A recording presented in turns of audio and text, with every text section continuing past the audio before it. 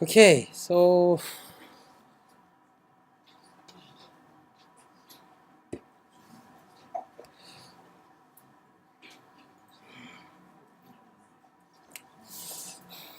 you guys have any questions? Yeah. It's the distributional representation learning in general and artificial intelligence. Yeah, so distributional representation learning is about, let's see. So let me just use this as a blank slide. Yeah, so in the world of the artificial intelligence or AI, so there are two different types of an approach. One is based on logic. Yeah, honestly, I haven't studied this subject seriously. I just heard from time to time about this topic, and then the other one is about this machine learning or a learning-based approach.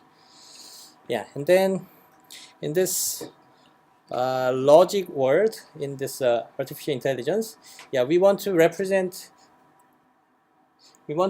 all these knowledge or maybe useful information or to perform the artificial intelligence task, all in under our control. So yeah, we want to structure the information in our own manner and in a clear manner. So if we think about the vector, and then vector is basically composed of a multiple numbers, whether it's just a numerical number or categorical or ordinary kind of variables.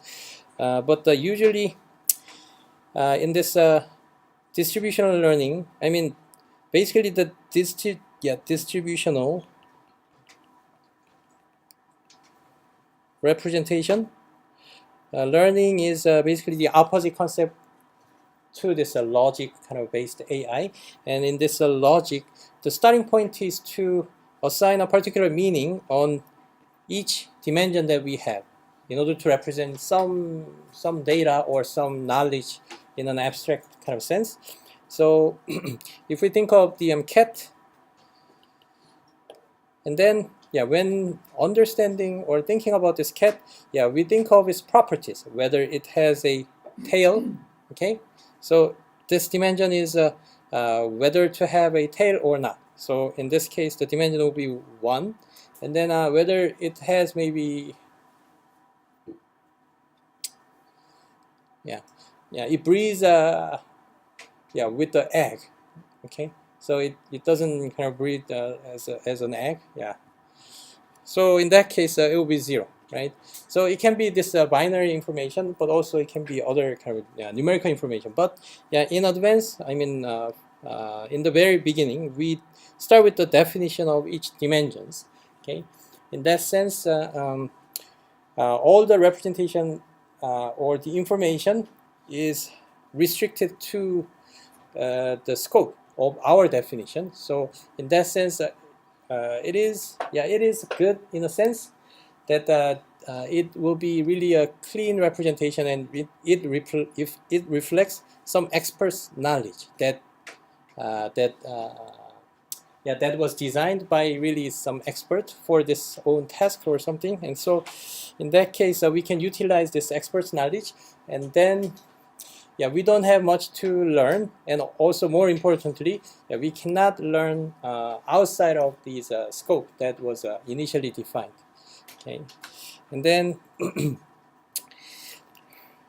so in this case, because each dimension has a particular meaning, so one kind of meaning or concept is restricted to one dimension. So in that sense, the notion of having maybe a tail, this information is only existing within this single dimension, right?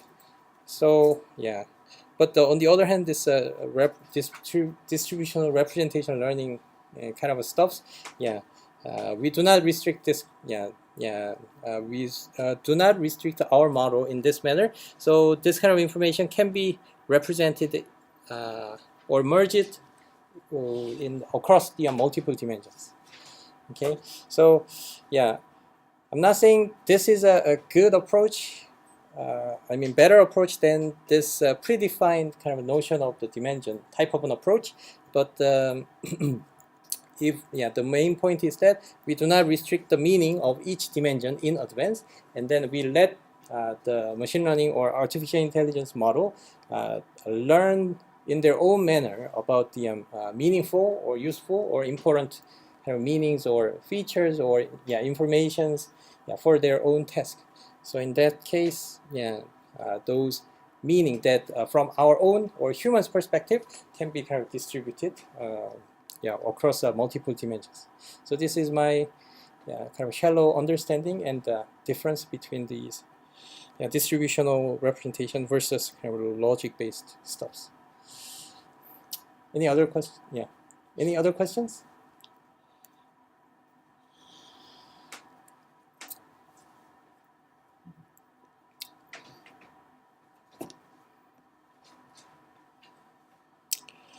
Okay. There are many highs. Okay.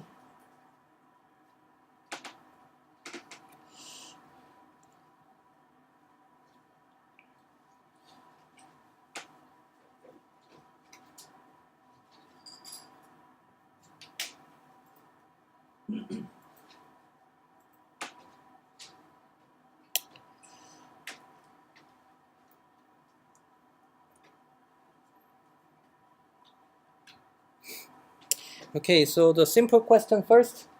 So this question about how to initialize the word embedding vectors. Yeah, it is just randomly initialized from a particular Gaussian distribution, having a zero mean and a fixed variance.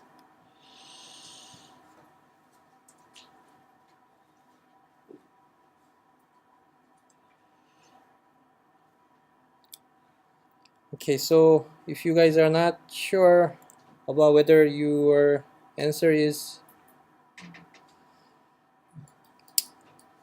so I believe most of you guys are done with the quiz. So please look at your student number. So 대충 안 됐어요? 그래요? 그럼 다시 한번 해볼래요? 답이 좀 리빌이 되긴 했는데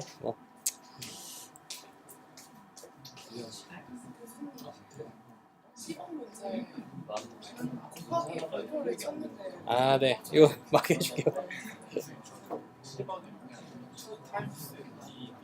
네, 지금 막 해줄게요. So, 네. 안 나왔어요? 잘 보통 됐었는데 다시 한번 제출해 볼래요?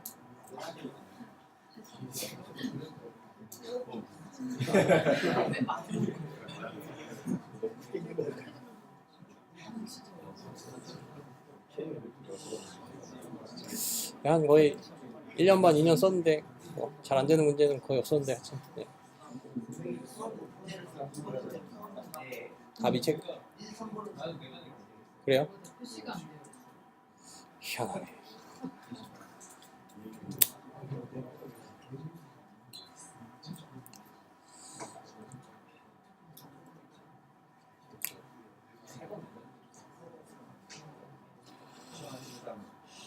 So if you see any issues on your own entry, and then please retake the quiz.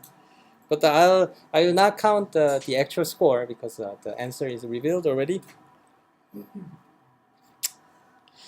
And there is one disclaimer that this class is based on your question and my kind of answer or some feedback and possibly some answers or discussions among you guys as well. So it could be a little unorganized because I will address these questions and then move on to some other questions and we may kind of go back and forth between different topics and so on. But so please understand that as well. And then let's just review the quiz.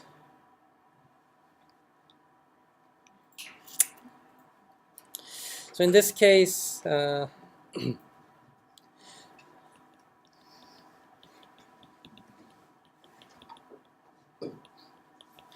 Yeah, suppose we have this function. So usually the function has the output as a scalar value, right? So we do not consider the function output as a vector, okay? But I mean, the vector output is composed of a multiple functions that has a scalar output, right? So in that sense, we only consider the scalar output function, and so even though it it takes the input as a multiple elements or inputs, which is our vector, right? So it will have a single number, right? So in this case, we call the domain and the codomain as something like this, because it's mapping two-dimensional vector into one. And then when talking about the gradient, this is a single number, right? So we compute the partial derivative when computing the gradient, and then when taking the partial derivative over here, and then it will have 3, and then with respect to x2, and then it will have 5, right? And then we form it as a column vector, because when talking about the vector, or when handling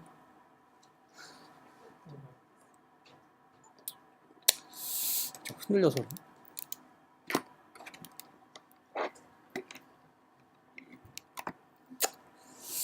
Okay, so when handling the vector, we almost always consider the column vector. Okay, so this is a kind of default mode.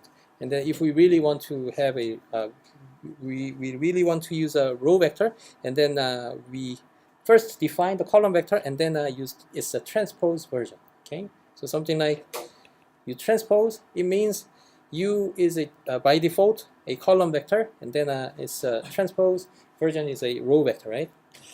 Okay, so this is our final answer, because when talking about the gradient, it is basically a vector with respect to containing the partial derivatives with respect to each of our variables, and thus it will form a multiple numbers and then form it as a vector. I mean the column vector instead of a row vector. Okay, and then so you now see the answer for the first question, but also in this case we can represent it as a vectorized form of like this, right? So that way we can think of this as a kind of a linear function defined as a maybe a transpose x, and A is basically a column vector of this one. So in this case, if we take the part, if we compute the gradient of this, and then when it is defined as f of an x, and then it will be just A, right? So please pay attention to that, to the fact that it is not A transpose, right? It is just a column vector, which is an A, right? And then what about this one? Can we represent it as X transpose A? So it is exactly the same, right? So the inner product is commutative. So this is basically an inner product between A and X, and thus it can be represented in this form or this form, right? So both of them are the same, and in either cases, it will generate the gradient as just an A. Okay.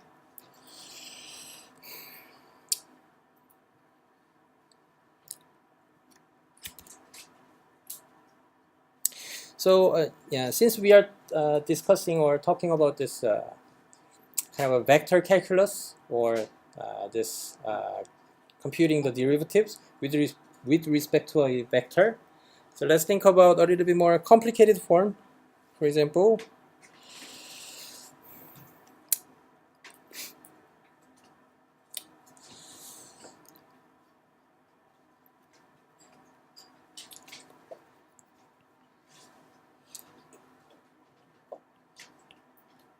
in this form. So this is a quite widely used or really commonly used term in machine learning. Yeah, and this is called a, I think it's it has a special name of quadratic form. Quadratic form. So linear, and probably the second order is, I mean, the quadratic, I mean, has the same meaning as kind of a second order kind of a polynomial. So in this case, it is like, so let's think about x being a vector of an x1, x2. So the reason I'm introducing it is because we wanted to obtain or derive its gradient. Okay. Does anyone know the gradient, the answer for this gradient of this? Gradient of this. 아는 사람 있어요? 네? Yeah, so this is the answer. So does anyone know how to derive this? How to derive this? Okay, so so let's just understand how it is computed. So let's consider this a two-dimensional vector, and then x transpose will be x1, x2. So this is our row vector, and then A is just a constant matrix, and then it should be square matrix that has the same size of this vector dimension. So suppose we have 1, 2, 3, 4 as our constant matrix. So this is not a variable, right?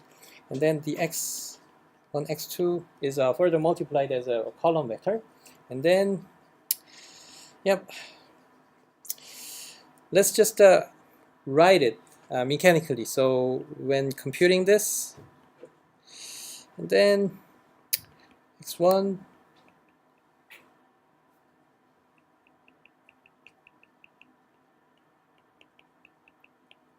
right, and then if we further multiply these two, and then it will have some number associated with x1 squared, and then some number associated with x1, x2, and x2 squared, right? So that way, it's literally second order polynomial involving x1 and x2 as our variables, right? So these are the second order term, and these are also the second order term because it is a product of two variables, right? So the count or the number of variables multiplied together within a single term, so that is meaning the degree of this term, right? And then the maximum value of this degree is the degree of the entire expression, right? So it's a second order, and altogether it is a second order term, second order polynomial, and thus it is called a quadratic form. Okay, and then yeah, we can mechanically compute or derive the gradient of this by computing the partial derivative of each term with respect to x1 and x2, right? And then suppose this one is A, B, and C, and then yeah, let's write the gradient, and then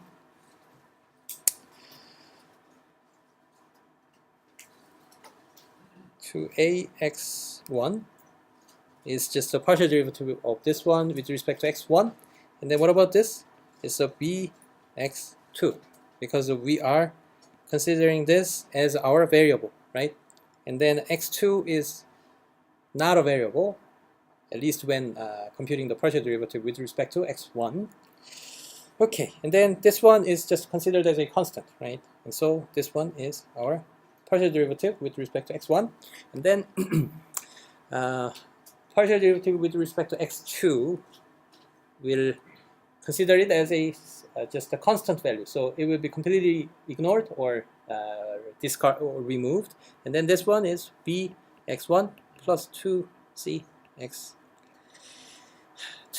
right? So this one will be our partial derivative of this guy, right?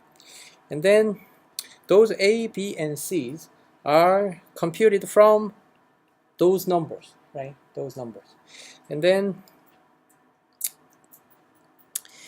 these numbers actually are factorized as this one, 1, 2, 3, 4, and x1, x2, right? So this is what this form or this formula is saying, right? So this guy can be factorized into this form. So we can, of course, we have no problem in just deriving this gradient in this case by just distributing and evaluating all the different terms and then writing it this form. But it doesn't give much insight. Okay, it doesn't give much insight. So we want to be able to compute the derivative by using this form as a kind of a vectorized or matrix vector multiplication as it is, instead of just rewriting this as this form. Okay,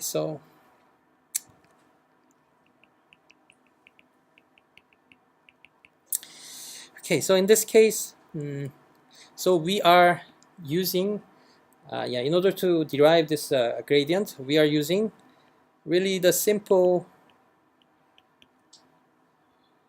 fact that we studied just before.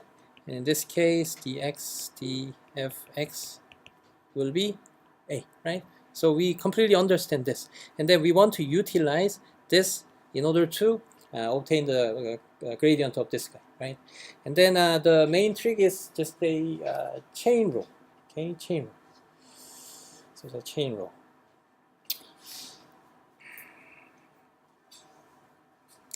Okay, so in order to show how to derive this derivative or gradient, let me give a kind of relatively more familiar example.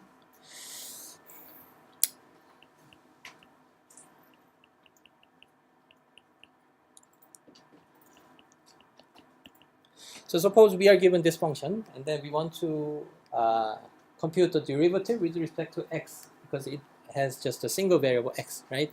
So in this case, of course, we can just write the entire expression by just distributing this multiplication all the way, and then just taking the derivative of the individual terms. But one trick that we know is this guy, when computing this, and then if it is represented in this form, and then we know, it is kind of a chain rule, but we know the result will be g prime times h plus g h prime, right? And then what about having gh maybe k of an x? What about having a product of three functions? And then it will be just this, right? So we know that, right? And so we will apply this in order to obtain the gradient of this guy. Okay. So the trick is,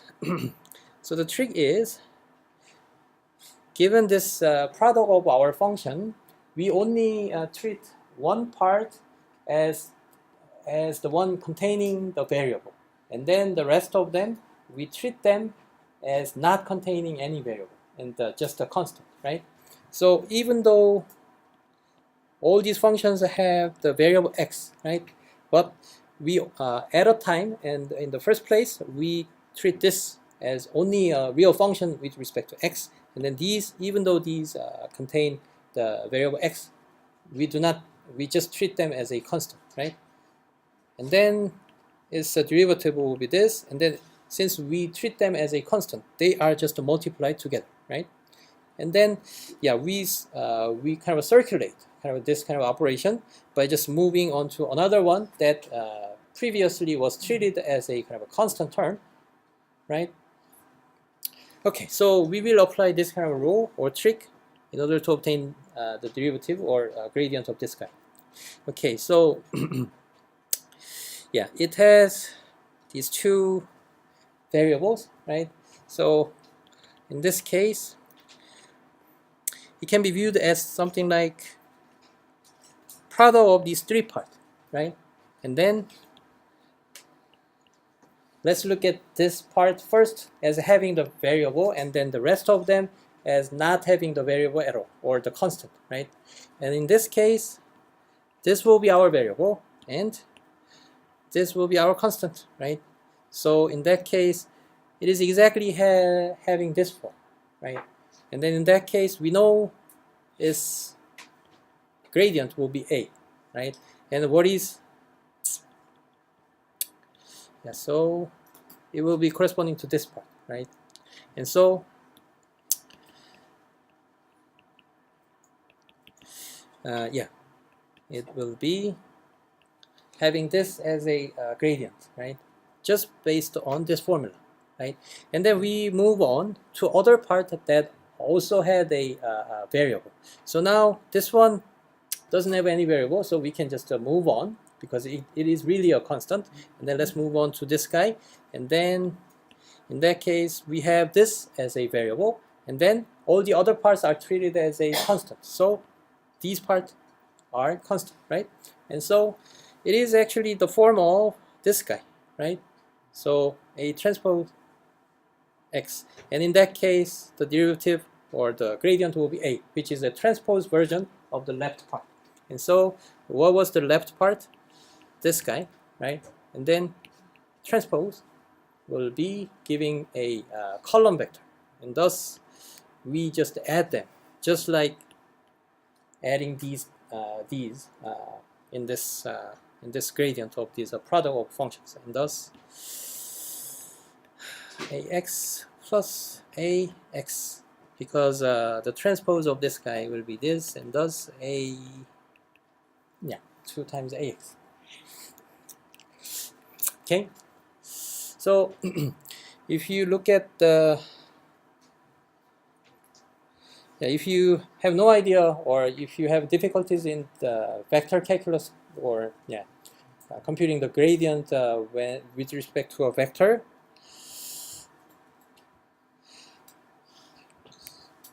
I often just looked for this cheating sheet. So if you just search for this vector calculus, and then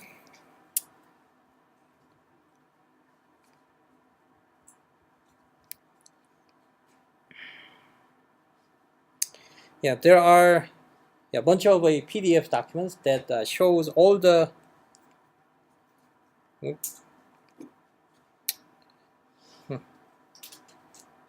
maybe let me just change the term as matrix calculus.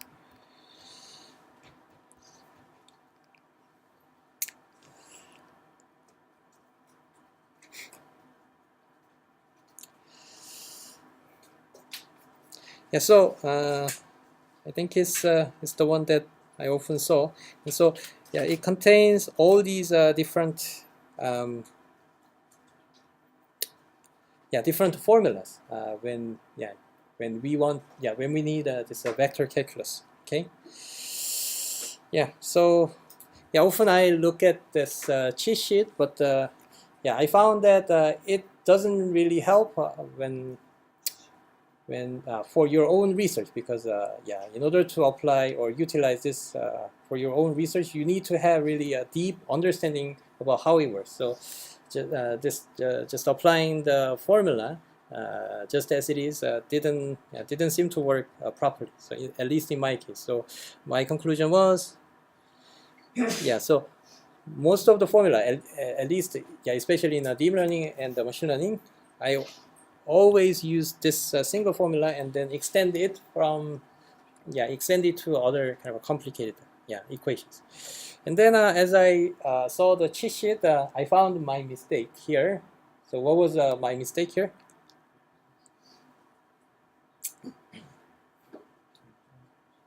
네? 네? 네. 뭐죠?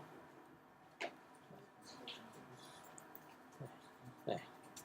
So when transposing it, it should be a transpose and x, right? And so it should be a transpose, right? And thus it is a plus a transpose x, right? But usually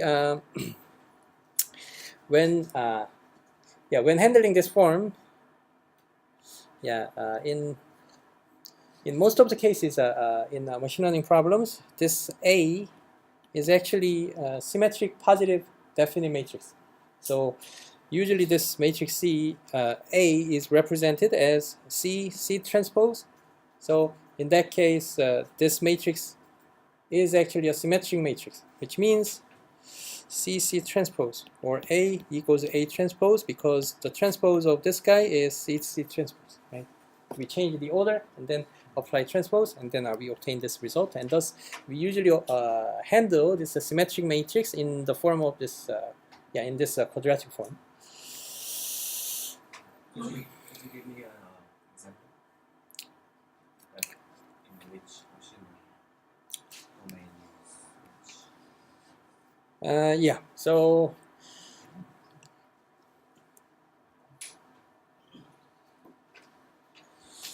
if you are familiar with the principal component analysis,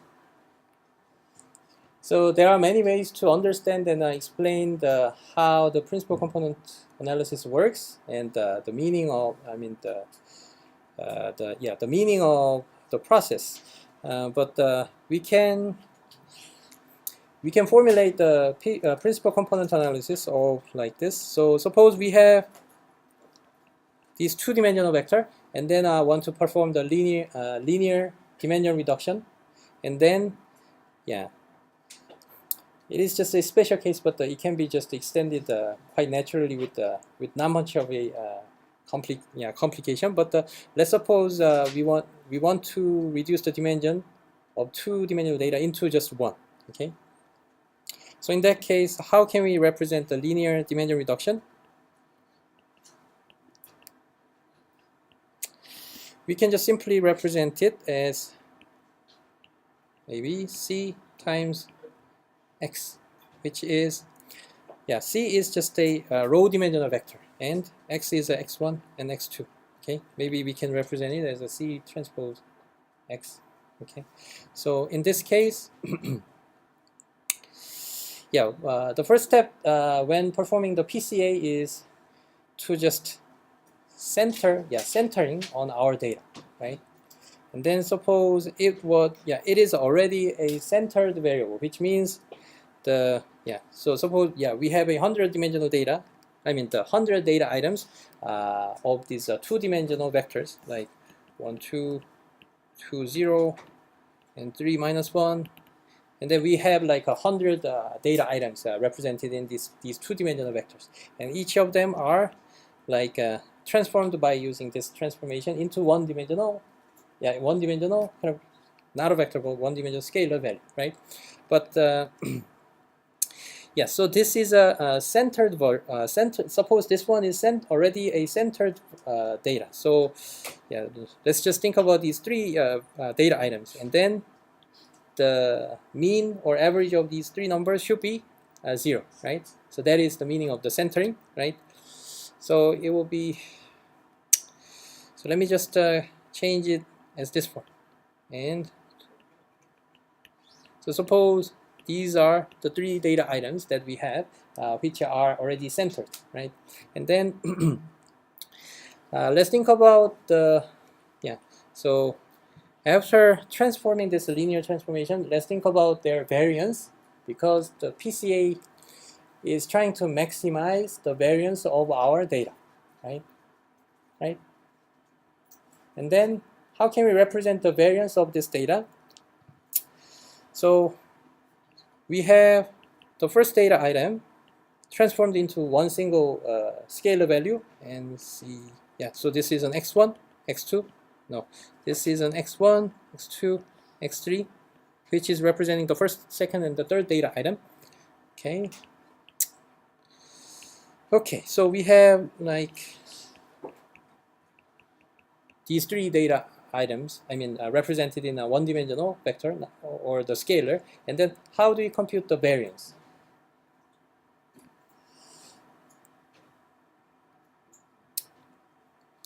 First of all, the mean of these three values will be staying as 0. So you can easily prove that. And at the same time, if it is having a zero mean, and then the variance is simply represented as this form. Yeah, the third one. Okay, and then yeah, let's think about C transpose xi squared, and then this guy is represented as, yeah,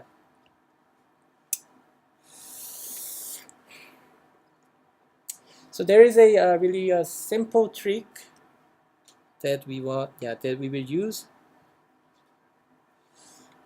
which is,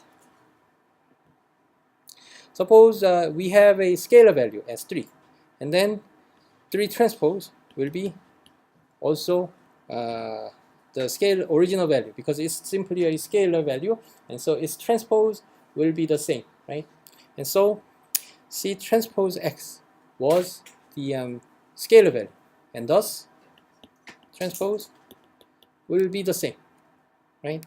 And then, yeah, when taking the square of it, and then we can represent it as C transpose x transpose times C transpose x, right? Because these two numbers are the same, because their transpose will remain the same because they are just a scalar, and thus the square of the scalar value can be represented as its transpose and also its original value. And then this guy will be x transpose c, c transpose x, right? Okay, then suddenly we have these our input two-dimensional vector, and then C transpose will be represented as maybe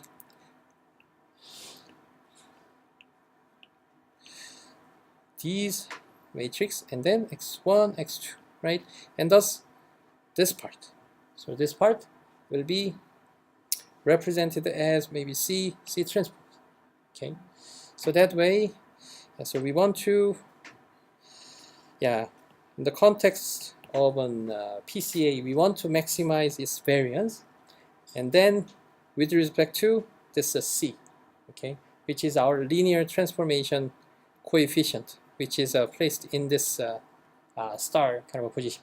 Okay, so how do we obtain this star, okay, in this matrix in this form? So that is about the computation that we do in the PCA, and then yeah, back to this quadratic form of this guy, okay, this guy.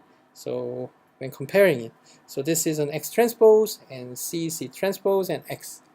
So this guy will be our matrix A, which is now asymmetric and also positive definite.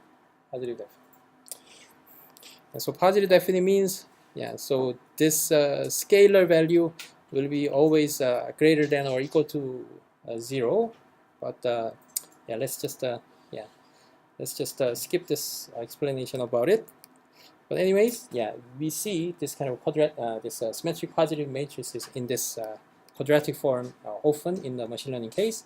And then also, yeah, another kind of application, yeah, and also, yeah, I just showed a really special and limited case where we reduced the dimension from 2 to 1.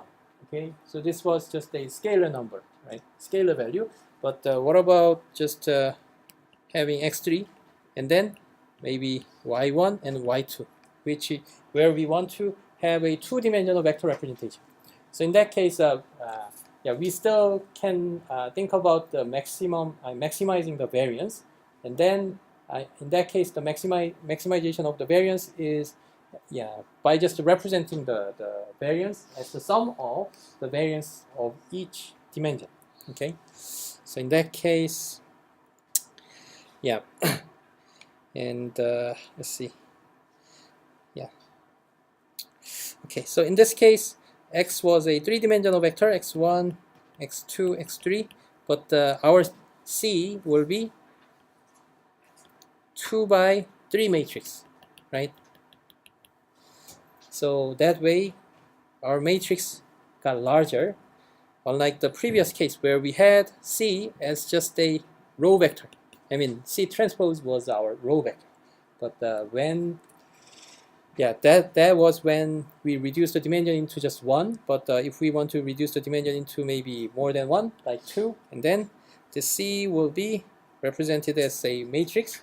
But still, the sum of the variance of each element or each dimension will be represented in this form: X transpose C, C transpose X, where C is, this is a 2 by 3 matrix, which is our C transpose, and C will be, it's a transpose version of like 3 by 2 matrix. So that way, still we see the symmetric positive matrix. And then, another common application that we see this symmetric positive matrix or the quadratic form is what? Does anyone have any other machine learning techniques that we use this quadratic form?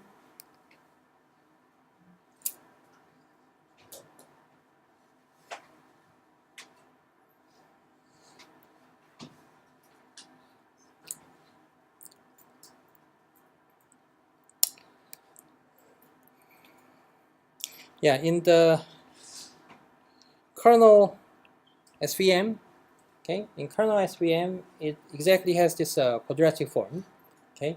But in that case, this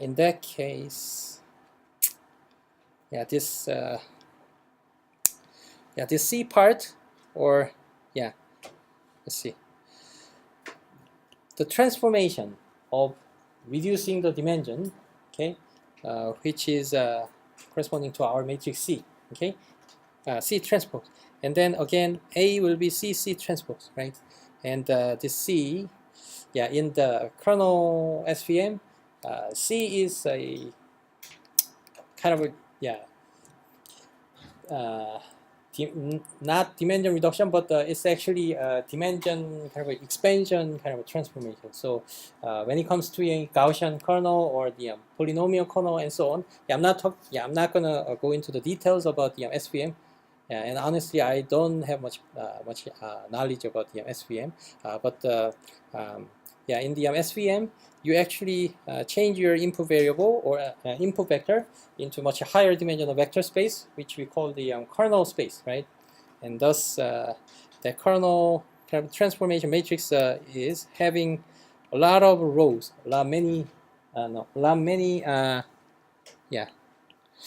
columns in C transpose, and thus it is actually expanding the dimensions, and then do some inner product or this exact same type of an operation, and that way, it also deals with this quadratic form.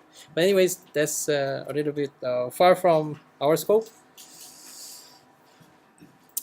And then back to this maximization problem of a PCA. So the optimal C is found as a eigenvector of the of your covariance matrix, right? So so that is also the connection to other eigen decomposition topic, in the machine, from the machine learning perspective. Any other questions?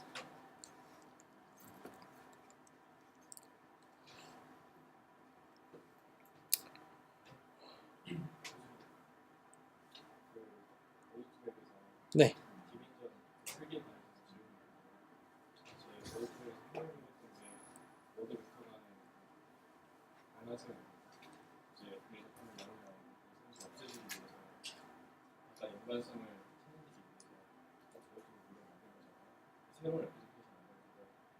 아까 말씀하셨던 코너를 쓰면 인풋의 디멘션도 눌러주는 코너리라는 걸 쓰는데 거기서 제 생각에는 이제 낮은 디멘션을 찾을 수 없어서 컴퓨터는 높은 디멘션을 찾을 수 있을 거라는 기대였어요.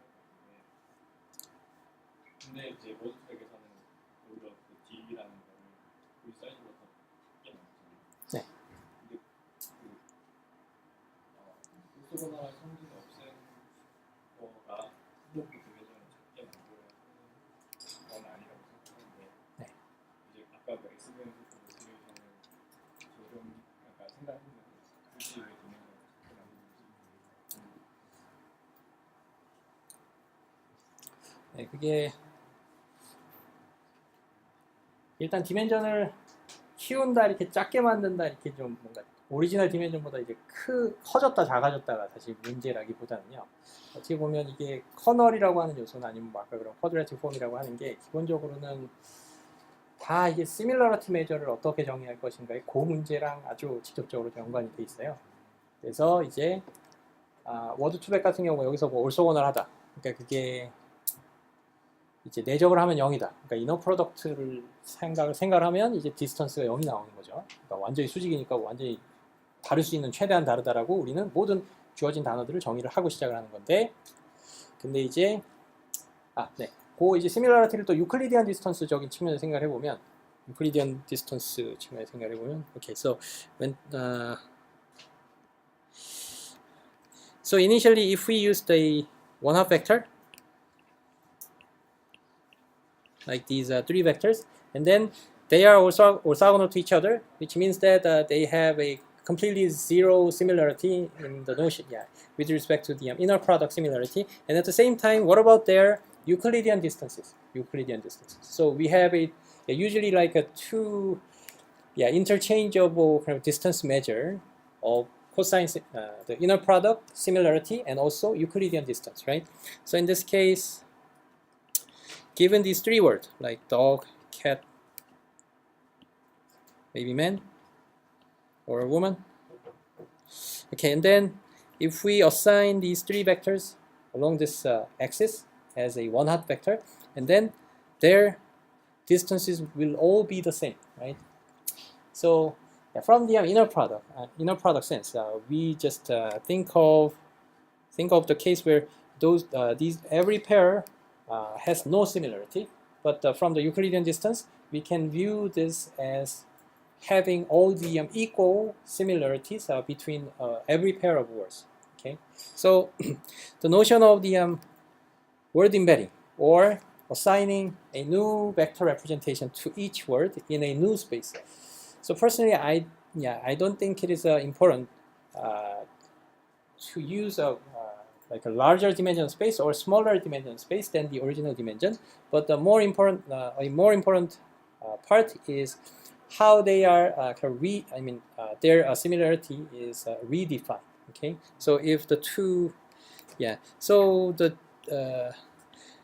the dimension can even be the same, but if this dog and cat is more similar than the dog and woman, and then we are just making them closer together, and then making these vectors far from each other. Okay, so you can understand this word embedding as a kind of new obtaining the new space where we can compute the similarity according to our semantically meaningful kind of measures.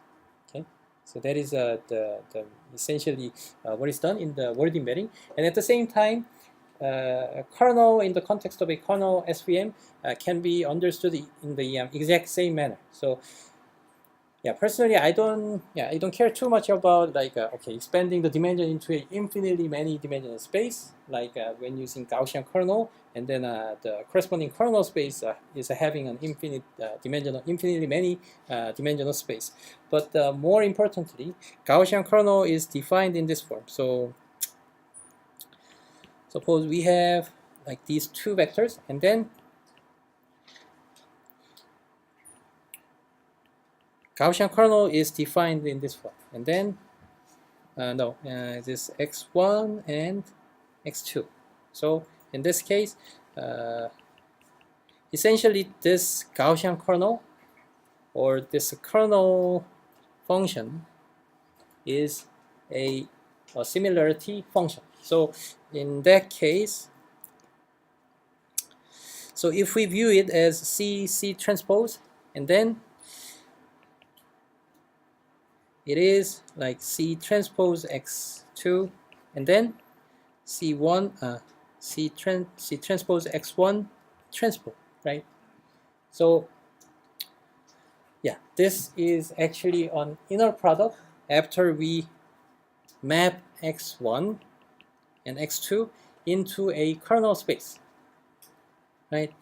That kernel space is represented as this linear transformation, and this new vector is our new representation, right? And then we perform the inner product, and that's really the meaning of this quadratic form.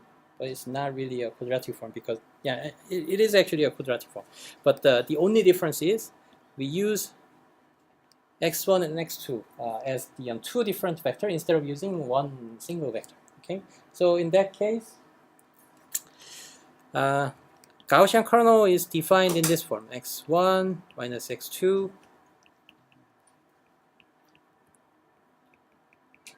something like this, right? No, we have a minus or negative sign here, right? So so we first compute the Euclidean distance, right? So 2 squared and 2 squared, and then take the square of it, right? And then take the square root of it, and then take the square of it, and then this value will be like 8, right?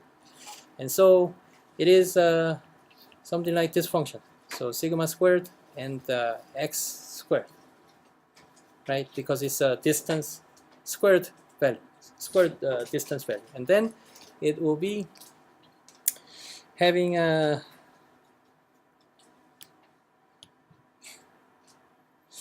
I think maybe it's this form of a function, right? So as it gets distance, as the distance gets larger and larger, this kernel function value will be smaller and smaller, right? So it is like computing. It is the function that computes the similarity based on the Euclidean distance between the two vectors. Okay, so you can just understand this Gaussian kernel defined in this form as just a function that that gives us some similarity between the two vectors. Okay. 답이 좀 됐나요? 제가 이해가 안 되는데 디멘션 자체가 중요한 거라고 그 스페이스에서 데이터랑 네. 시뮬레이트가 가장 잘 되는 네. 아니면 디멘전 자체의 그 디멘전 자체를 몇 개 쓰느냐는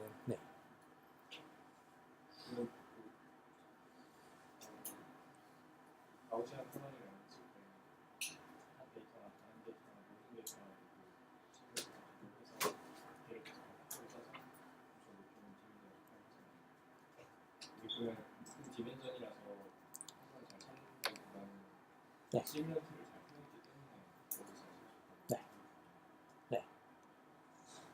때문에 커널 SVM에서의 얘기를 하는 거죠 지금. 네. 그러니까 이게 그러니까 이건 조금 또 오프 토픽이긴 하지만 뭐 약간 또 하여튼 뭐 간략하게만 설명을 하면 이제 리니어 SVM은 기본적으로 리니어 클래시파이어죠. 그러니까 이제 x1 그러니까 두 개의 피처 x1, x2가 있으면 기본적으로 뭐 ax1 플러스 bx2 플러스 c 이러면 이제 포지티브 네거티브를 하는 건데 이제 가우시안 커널, 그러니까 커널 SVM은 보통 뭐냐면 여기서 우리가 결정해야 되는 파라미터는 기본적으로 변수의 개수가 되고요. 근데 커널 SVM에서는 우리가 결정해야 되는 파라미터가 뭐냐면 트레이닝 데이터 아이템의 개수가 돼요. So in the case of a linear SVM, the number of parameters to determine is actually the same as the number of features that we have, okay, in our data. So suppose we have maybe 3 features, but maybe 6 data items. Okay, so in this case, the parameters will be 3 plus 1 because we are considering this a constant value as well. But in the case of kernel SVM, it is defined as like, so we have a 6 data items, and then suppose so in this case, how do we perform the classification? Given a test data as having maybe a feature value of 1 and 2, and then we just plug this value in, right? After we train or after we optimize these parameters. So that is how this linear classifier works. But in the case of a kernel SVM, it is all based on the similarity. okay? Because kernel is the function that gives us similarity. And what kind of similarity do we consider? We are considering the similarity between this given test data item or test data vector, and also its similarity with respect to each of our training data or the existing data that we have. So if we had this 6 data items, so I mean that, so this is 철수, 영희, David, maybe Jane and John and so on. It's a key, 몸무게, 혈액형, or height, weight, and maybe blood type. In that case, kernel SVM, in the kernel SVM, the number of parameters to learn is something like this. So suppose this one is our test data, so xt. So xt, comma, x1 or x1, which is our first training data. And then we have a linear combination coefficient and another linear combination coefficient and xt, comma, x2 and so on. Okay. So now our kernel SVM is formulated as the linear combination with respect to the similarity between the given test data item and each of our existing training data item. Okay.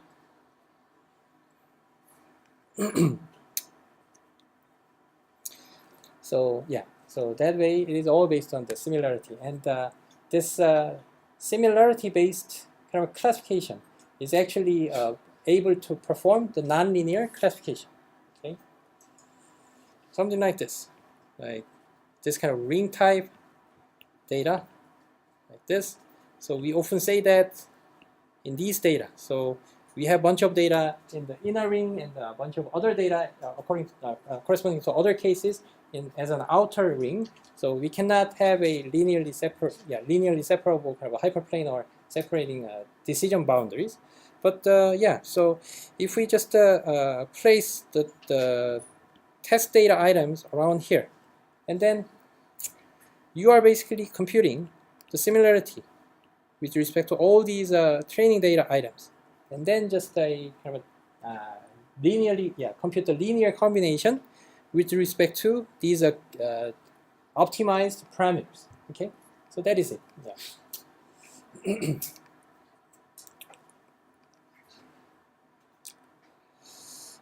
네, 좀 뭐 산으로 간 것 같긴 한데 또 뭐 좀 다른 질문. 네. 많이 보다가 스크랩 모델 설명하는 데서 좀 의문점을 생겼는데 센터워드 기준으로 이제 윈도우 사이즈가 n이라고 하면 그 앞에 n개는 뒤에 n개를 예측을 하잖아요. 근데 그 슬라이드를 보니까 거기에 센터워드 벡터가 있고 거기에 이제 어떤 매트릭스를 곱해가지고 이제 워드 복잡 사이즈만큼의 벡터를 만들어서 그걸로 이제 로스를 구하는 것 같은데. 네. 제 질문은 매트릭스가 한 개가 아니라 여러 개인 것 같아요. 이게 맞나? 네, 매트릭스가 이제 2개죠. 이제 워드 인베딩에서는. 네. 네, 그래서 그거를 좀 설명을 안 그래도 조금 뭐 해주려고 했는데 뭐 여기 이미 좀 네, 예전 수업을 들었던 학생들은 좀 알 수도 있는데 네, 워드 인베딩으로 돌아가야죠.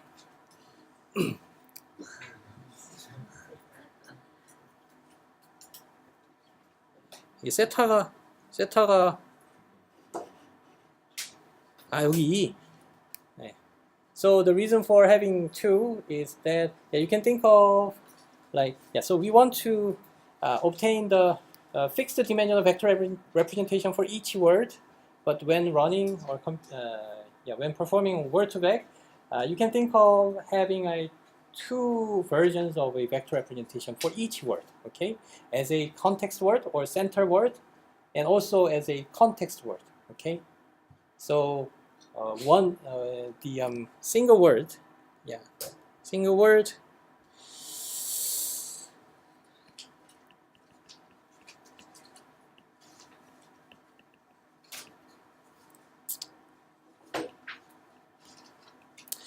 so in this case, if we set this as a single center word, so this is a center, and then these are context words, right?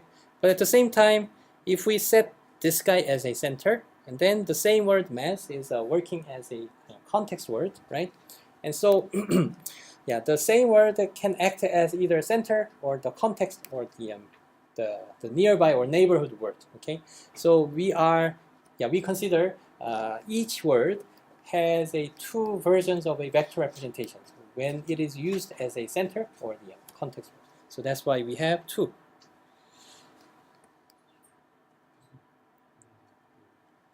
센터워드에서 주변에 있는 콘텍스트 워드를 예측할 때 하는 매트릭스가 있잖아요. 네. 그 매트릭스가 같은 매트릭스를 이제 센터워드에다 곱한다고 하면 네. 똑같은 결과가 나오잖아요. 그러니까 저는 네. 첫 번째 콘텍스트 워드를 예측하고 싶고 두 번째 콘텍스트 워드를 예측하고 싶고 세 번째를 예측하고 싶은데 만약에 센터 워드에 똑같은 매트릭스를 곱한다고 하면 그 예측 값이 결과가 다 똑같게 나오는데 이게 말이 되나요? 네, 이게 약간 좀 뉴런의 관점에서 이거를 조금 설명을 해주고 그래서 거기서 좀 또 더 이렇게 좀 질문이 해결이 안 되면 그때 좀 다시 질문을 좀 해주도록 할래요. 그다음에 그걸 설명하기 전에 쉬는 시간 좀 갖죠. 25분에.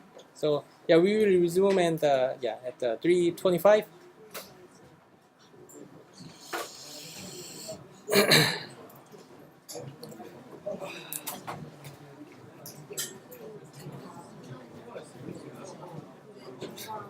Starting for unlimited time. Oh, really?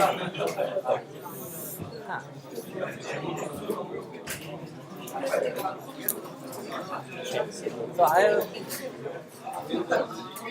maybe the issue might be due to changing the room in the middle. So maybe I will just ignore. I will not count the quiz score this time. And next time, hopefully, it will work properly. However, I think I submitted correctly. 3 of 4. Oh, really? That's good.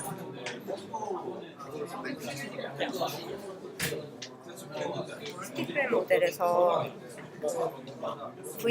V 곱하기 1 인풋으로 들어가잖아요. 네. 그때 그 V의 사이즈가 네. 그 윈도우 사이즈가 아니라 전체 그 트레이닝 데이터의 버큐블러리가 그 벡터 사이즈로 들어가는 거죠. 네, 그게 원합 벡터로 들어가니까.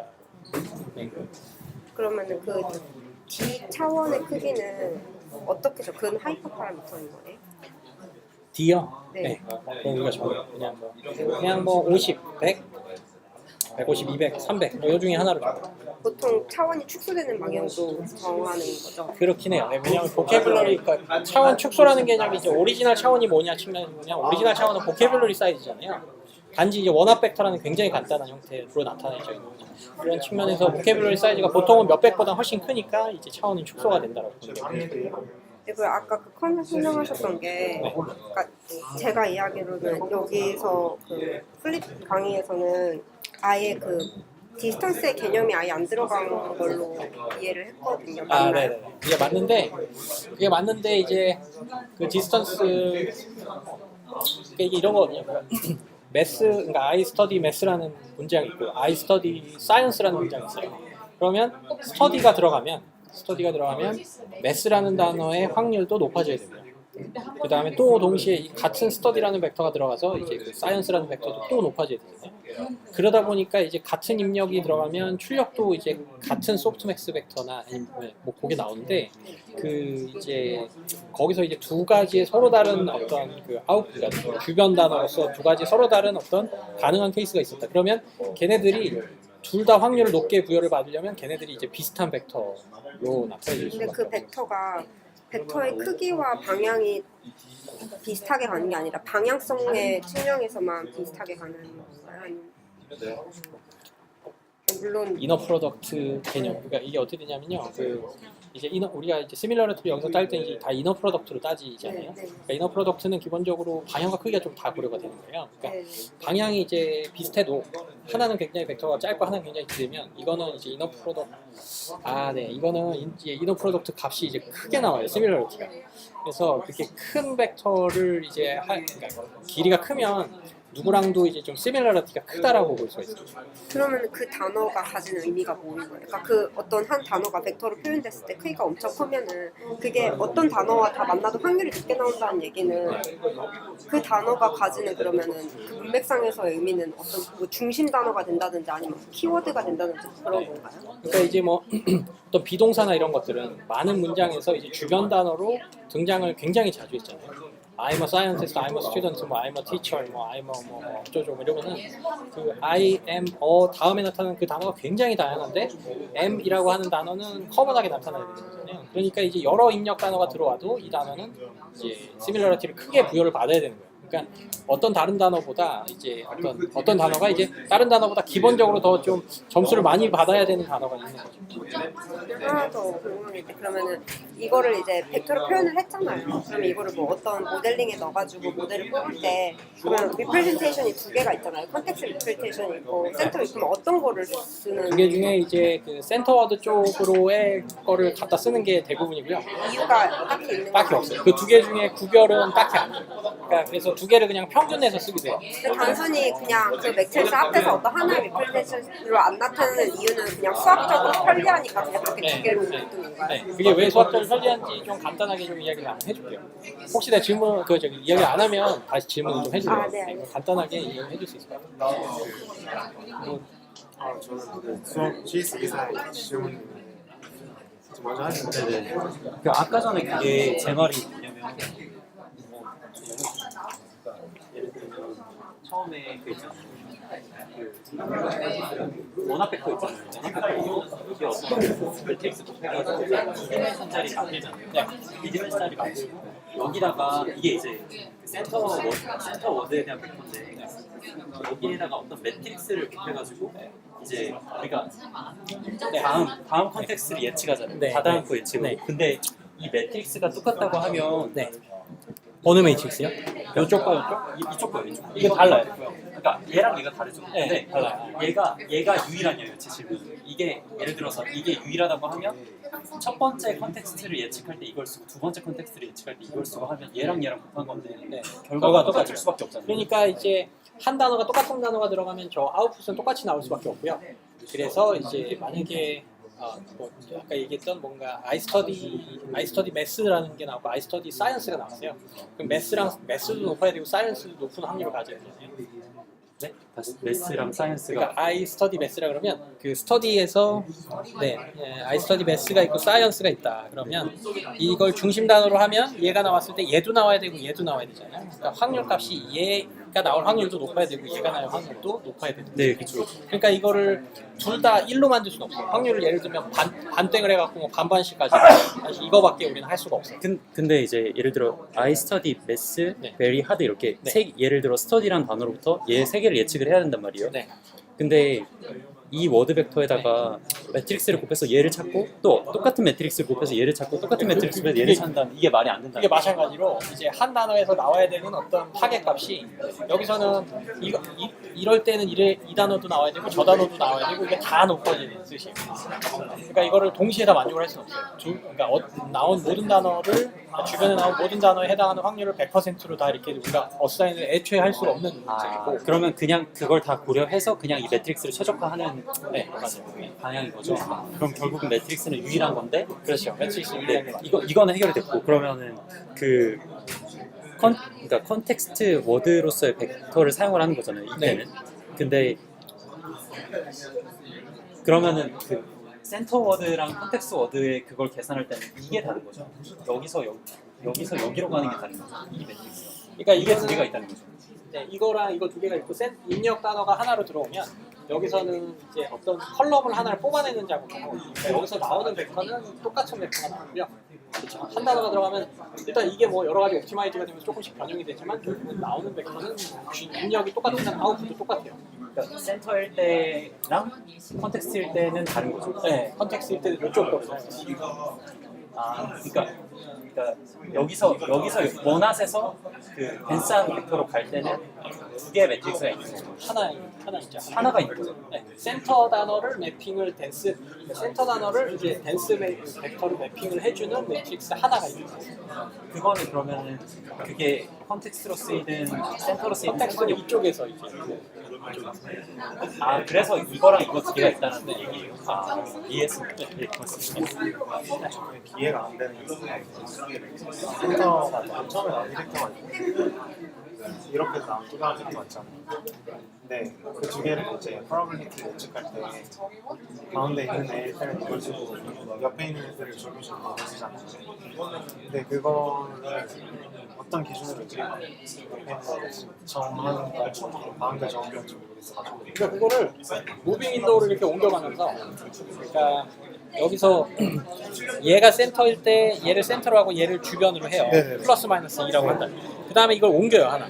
그러니까 얘를 또 센터로 만들어서 이번에는 얘 두 개가 컨텍스트 혹은 주변 워드, 그 다음에 얘랑 또 예를 들면 뭐 마침표 같은 뭐 아니면 아무것도 없다라는 게 그게 중심 단어를 누구로, 그 다음에 주변 단어는 뭐 그거에 따라서 자동으로 정해지긴 하던데 기본적으로 중심 단어를 어떻게 정하느냐, 그거는 그냥 우리한테 주어진 다큐멘트를 워드들이 이렇게 스트리머로 이렇게 쭉 이렇게 들어오고 있는 상황에서 우리가 무빙 윈도우를 계속 하는 거예요. 네네네. 그래서 그러니까 이전에 주변 단어였던 애가 다시 중심이 되고 또 하나 또 밀려가면 또 얘가 중심이 됐을 때 자기가 또 주변 단어가 되고 이런 식으로.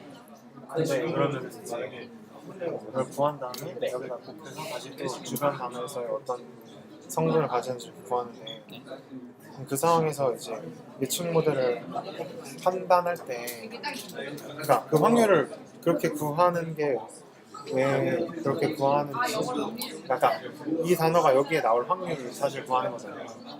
근데 왜 그걸 구하는지 사실 잘 모르겠어요. 그 확률을 구해서 우리가 본 단어들, 그러니까 본 에비던스였어요. 그러니까 얘가 중심이었고 얘가 주변이었잖아요. 얘에서의 중심 단어 벡터와 얘에서의 주변 단어 벡터를 뽑아서 네. 이거를 내적을 하고 또 나머지 애들을 다 얘랑 또 내적을 해서 소프트맥스를 하잖아요. 네. 그 확률이 커지도록 하는 거예요. 그게 왜 커지도록 하냐면 얘가 중심으로 들어갔을 때 우리한테 주어진 보캐뷸러리 사이즈가 뭐 한 1000개다.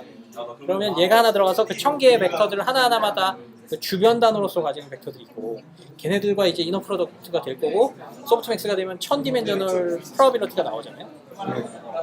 그러면 실제로 우리한테 실제로 주어진 주변 단어인 스터디에 해당하는 확률이 최대한 높아지고, 그러니까 그렇게 이제 확률을 정해서 이제 실제로 우리가 그러니까 주변 단어 특정 중심 단어에서 이 특정 주변 단어가 관찰될 확률을 이렇게 최대한 높여주는 거죠.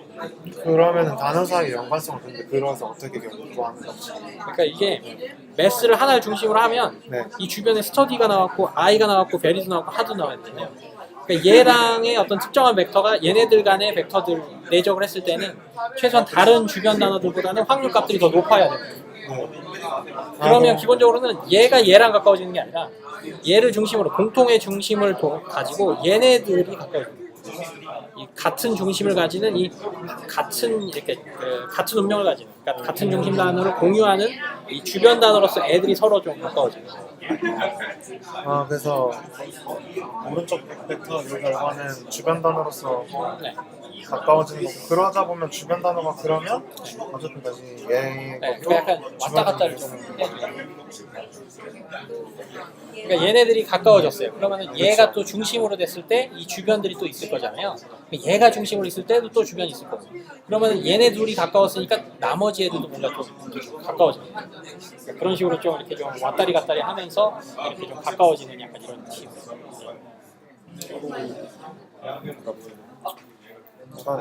그냥 개념이 이해되는데 직관적으로 그러니까 어떻게 한다라는 거는 이해돼요. 왜 그렇게 한다는 게 잘 맞는지 안 되는. 네, 조금 관련해갖고 뉴럴넷 관점에서 좀 부연 설명을 좀 해주도록 할게요. 조금 더.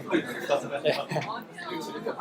지금에서 못 여쭤봤는데 C가 뭐예요? C는 이제 그 트랜스폼의 리니어 선형 변환을 해주는 어떤 변환을 담당하는 메이트고요. 얘가 파라미터예요. 네, 뭐 파라미터. 그러니까 우리가 학습해야 되는 어떤 선형 변환의 개수들을 담고 있는 그 매트릭스 혹은 벡터. 그러니까 이게 C는 벡터고요. 아, 네. C가 벡터일 수 있는데 이제 매트릭스일 수도 있어요. 네. 아까 얘기했듯이 디멘전을 이제 하나로 줄인다 그러면 벡터가 되지만 두 개로, 그러니까 세 개를 뭐 두 개로 줄인다 그러면 이건 매트릭스가 돼요. 변화. 네. 3차원을 2차원으로 변화해주는 거는 매트릭스가 돼요. 네. 네.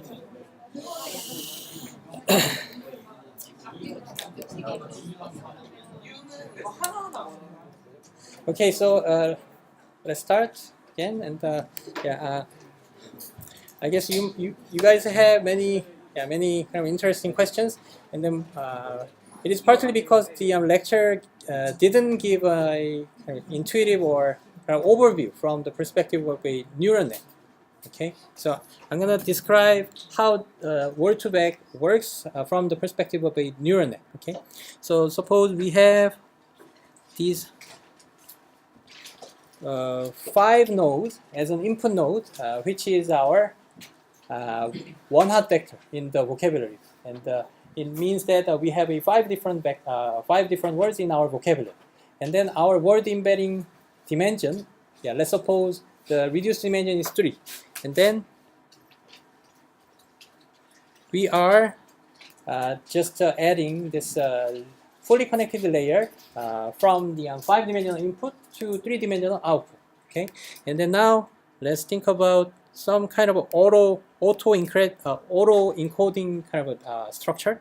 So suppose we are expanding 3-dimensional vector into 5-dimensional vector. Okay, and then suppose this one is W1 and W2, and these are the matrix that plays a role of transforming transforming the each layer's input to the next output.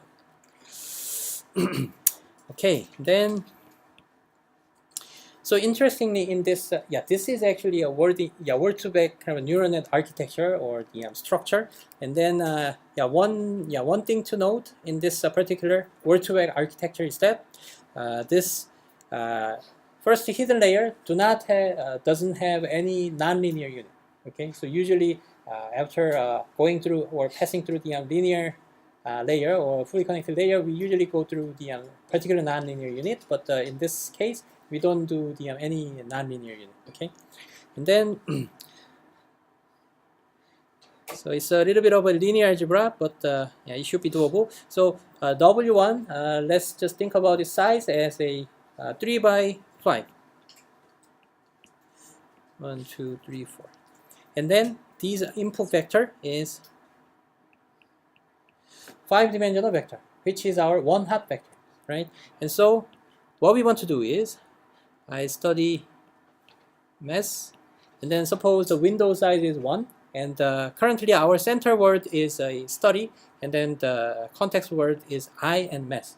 But in this word2vec, I mean, I'm talking about the skitgram because we are taking the input as a center word and then trying to predict the context word. But in the word2vec, we do not predict all these context words simultaneously, but instead we just handle it one by one. Okay, so let's just build our data set in terms of an input and output data items. Something like a particular image and its label is like a dog, and another image and it's a cat, and so on. So we have this kind of input and output pair in the typical supervised learning setting, right? So in this case, we have to have a input and output kind of pair in order to supervise these neural net parameters or architectures. And that input and output pair is something like this: study, which is our center word, and this is our one context word, and study and mass is another data item that we extract out from this sentence. Okay, and then let's just think about this study, and maybe study and mass, because that seems to make more sense. And in that case, suppose so study is corresponding to the second dimension. Okay, and then the input vector will be 0, 1, 0, 0, 0, right? Because it is a one-hot vector corresponding to study, right?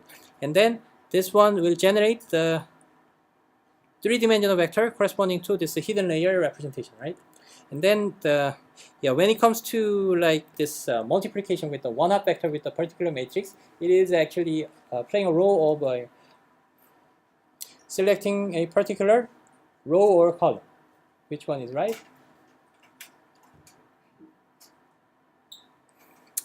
So yeah, column, right? So yeah, I explained it so many times in many lectures that I had, but yeah, so it can be viewed as like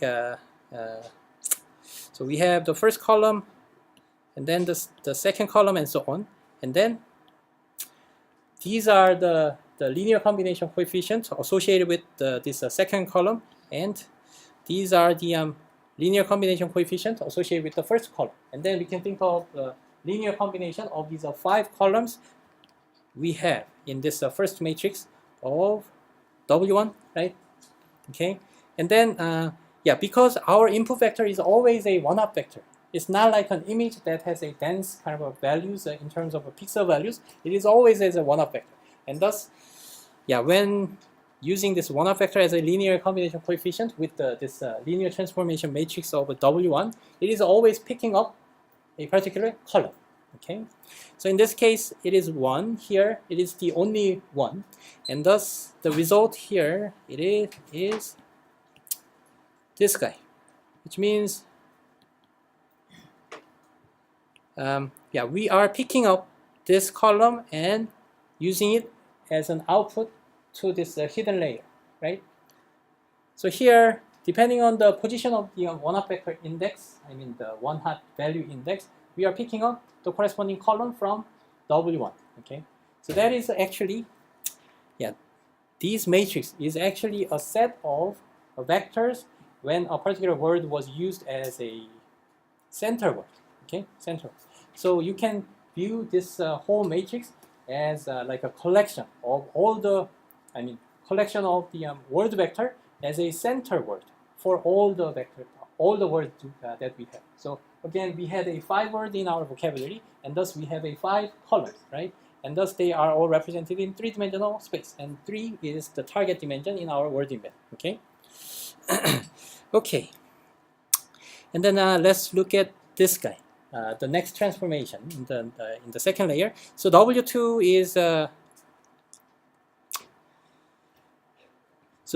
is this guy.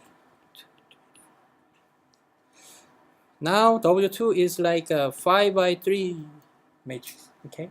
And then this guy will work as an input, and then it will be,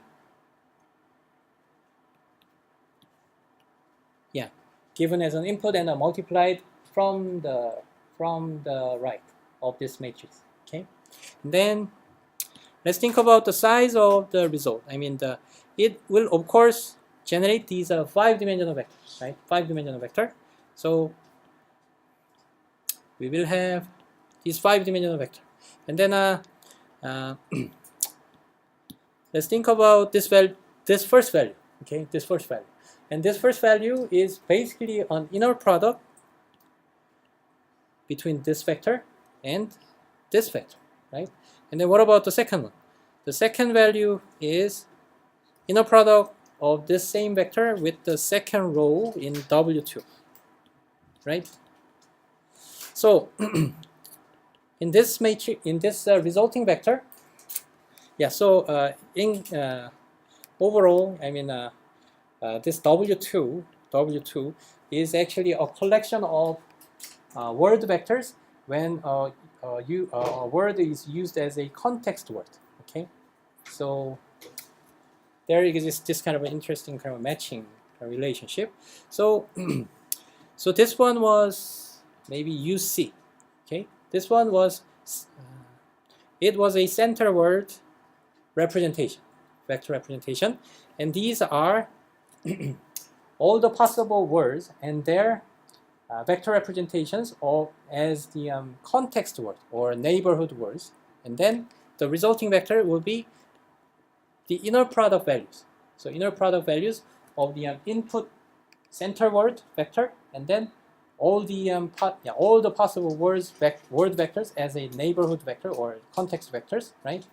And those are just the inner product score or the similarity, right? And then we just simply take the okay, so at the end of this layer, we do the softmax nonlinear transformation so that we obtain just a sum to one kind of vector. Okay.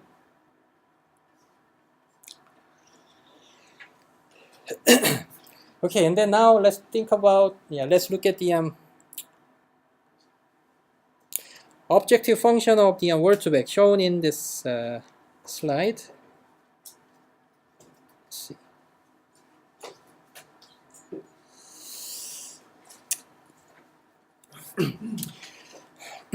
Okay, so this is our objective function for word2vec, and then let's think, relate it with our neural net architecture. So the intuition is really simple. So given a center word of maybe study, we want to maximize the probability of neighborhood word, which is not, in this case, it is mass, right? Although we have another word like I, right? But we treat it like, we treat one individual input-output pair like a one by one. So let's just consider the output word as a mass, or context word, I mean single context word mass, okay? And then, so this is the probability. And this probability is actually,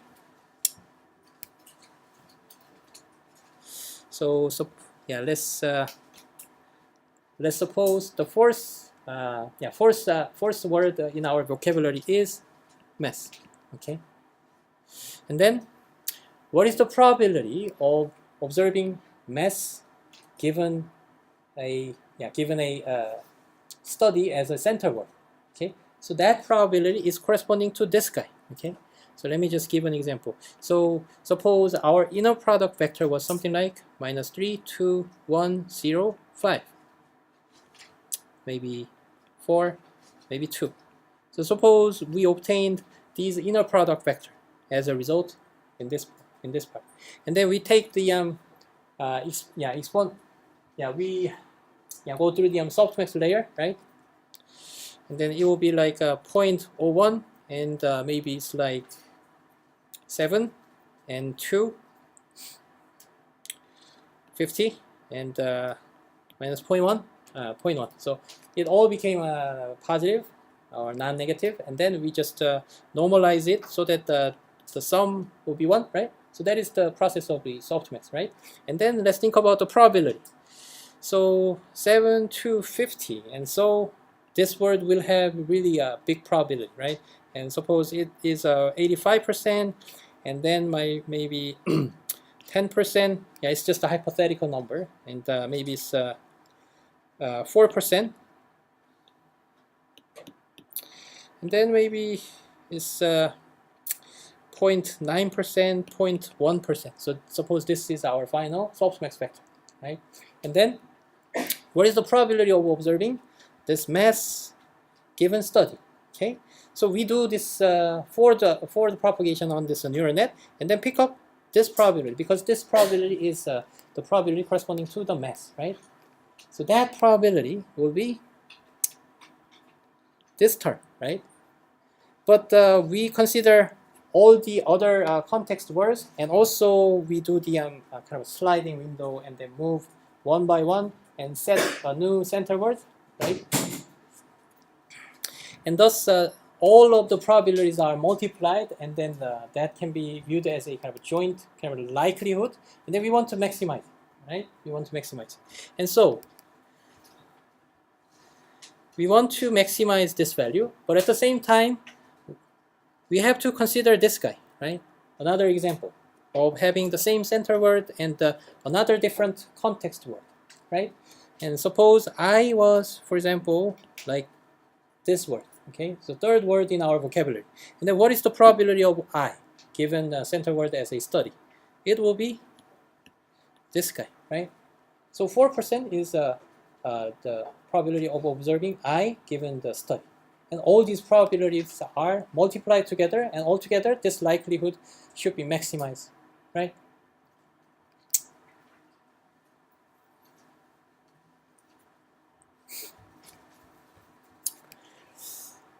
Okay, and then let's look at this as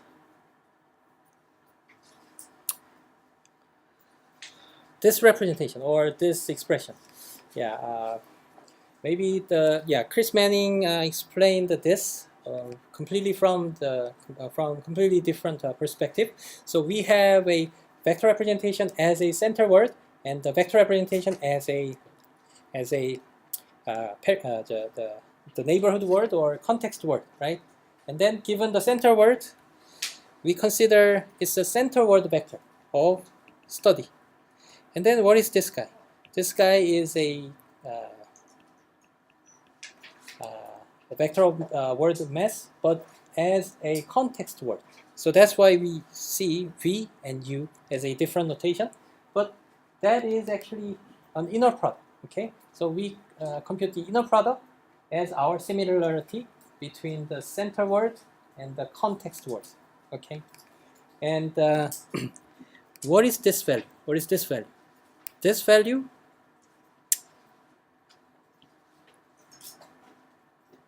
This value is this guy. Okay, this guy. And why? This guy is a inner product between this, right? So this is our VC, right? And then the first one, this guy. This guy is UO, right? And thus these two are involved in order to compute their inner product. Okay. Okay, and then we exponentiate this value because we are doing the sigmoid operation. And then let's look at the denominator. And this is given a fixed center word vector, and then we consider all the possible words vector representation as the context word, right? And these values, okay, so these values are corresponding to all these values, right? So that way it is exactly the softmax operation. Okay, so this is exactly a softmax operation when considering this neural net architecture, right?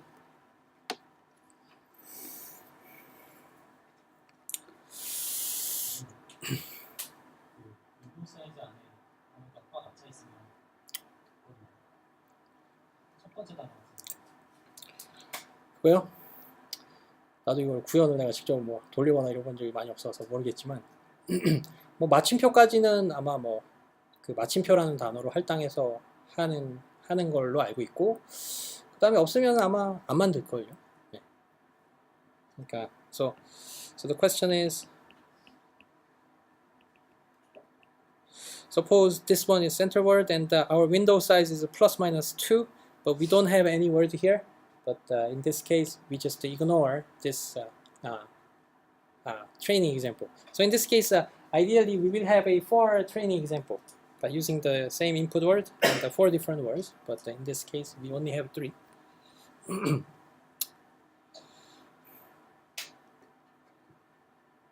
Any other questions?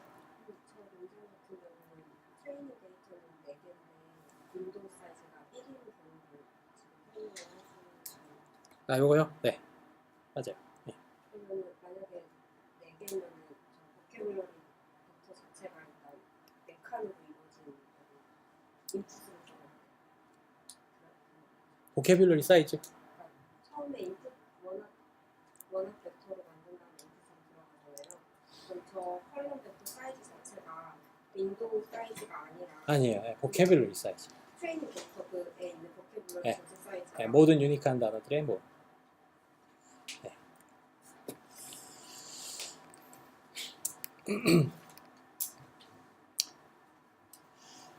Any other questions? 지금 원래 이래는 단어의 순서 같은 거 고려하지 않잖아요. 네. 약간 다이그램처럼 해석을 하고 있는데 그런 순서 정보 같은 거를 고려하지 않고 충분히 학습이 돼서 그렇죠. 그런 것 같아요. 네. 여기서도 뭐 순서를 뭐 이렇게 고려해서 뭐 얘는 좀 그 전 단어 아니면 이건 다음 단어 뭐 이런 순서 정보를 고려를 하는 경우도 있을 수 있다라고 그렇게 할 수도 있다라고 했지만 뭐 크게 뭐 그렇게 안 해도 되는 것처럼 이야기. So we do not consider the particular orders. Okay. So when constructing our training set for running word2vec.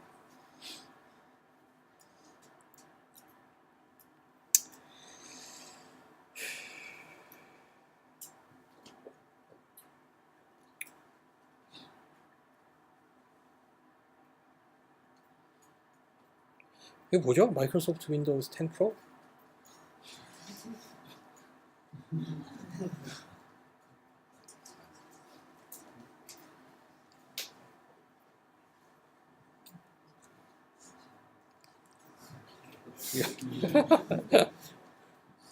뭐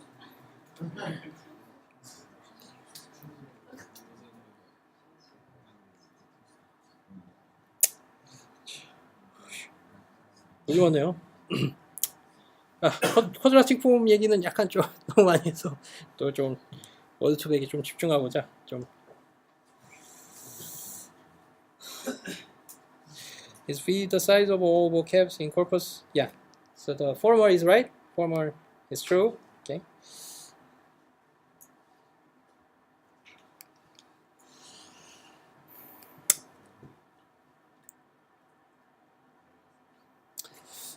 Okay. So yeah, among many questions, I think this question of is the vector for context and the center words trained simultaneously.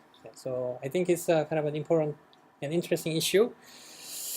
So let's think about it. So in this case,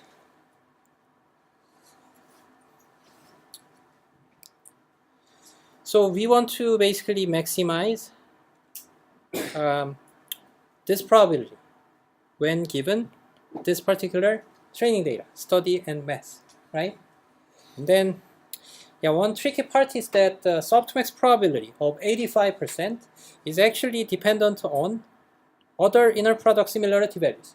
I mean the similarity values with the other context words. I mean all the words in the vocabulary, right? So it is all dependent on the other words. But yeah, this is actually the main computational bottleneck.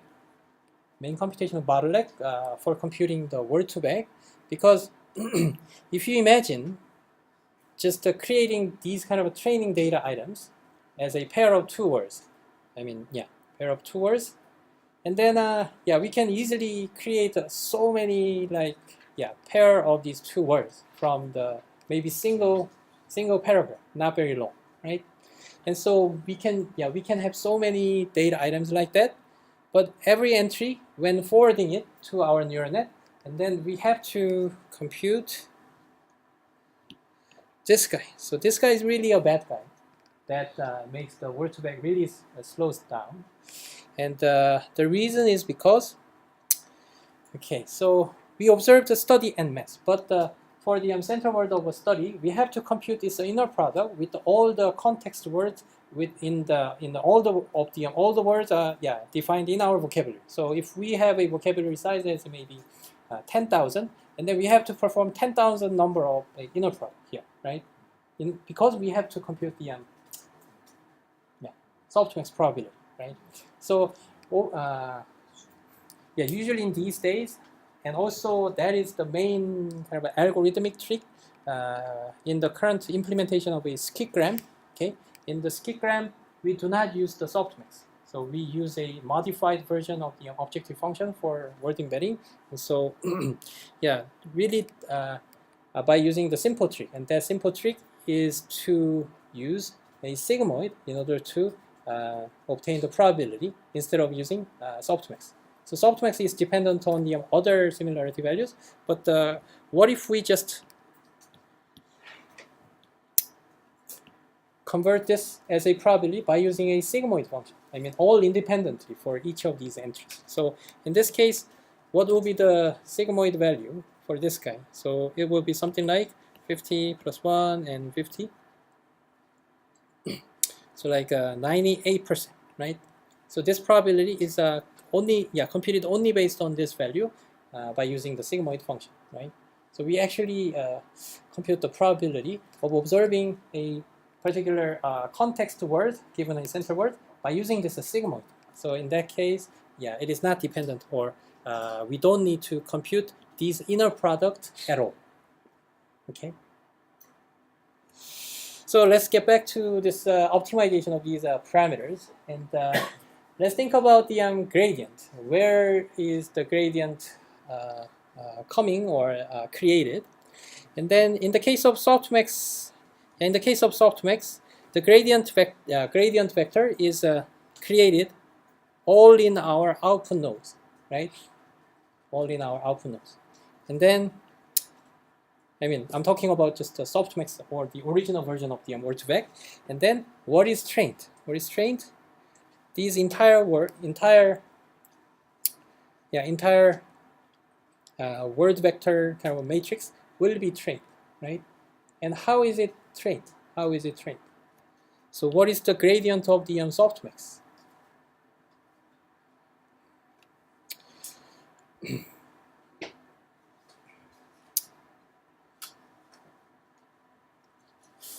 Okay, so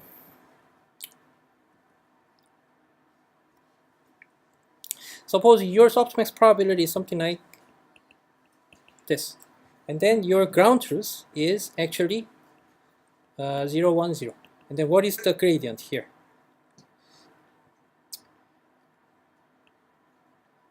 It's 0.1 and 0.8 and 0.1, right? So this base, minus this will be our gradient, if I remember correctly, right? So you can just intuitively think about it as having this target kind of probability of having 0, 1, and 0, and this probability should be 0, I mean close to 0, when it comes to the optimization or updating our parameters in this layer, right? This layer is optimized in a way that this inner product value become closer to 0, and this one will become closer to 1, and this one will be closer to maybe 0, right? And thus, from the perspective of a similarity, given this center word vector, which is our VC. So so this is our actual observed word, which is our mass given a study, right? And in this case, the similarity with this word and this word should be closer to 0. 0, 0, and this one should be closer to 1, right? So at that moment, when updating like this parameters or optimizing this parameter, the previous layer is not touched yet. So they are not updated yet because we are doing the backprop from the end to the starting point, and thus, so we can think of this guy. This guy is a fixed vector, and then so suppose this guy is a 1, 2, 3, and then suppose this guy is maybe 0, 1, 2, for example. And in this case, the inner product would be like 2 plus 6 equals 8, right? So how can we like make the inner product smaller, right? So for this vector, so we are just making the angle larger. Okay, if we can make the angle larger, and then inner product can be smaller, right? But how can we change the angle larger? We have to do kind of a rotation, but we do not actually do the rotation. Okay, so we are like translating or moving this vector into a small kind of into a particular direction. Okay, so that direction.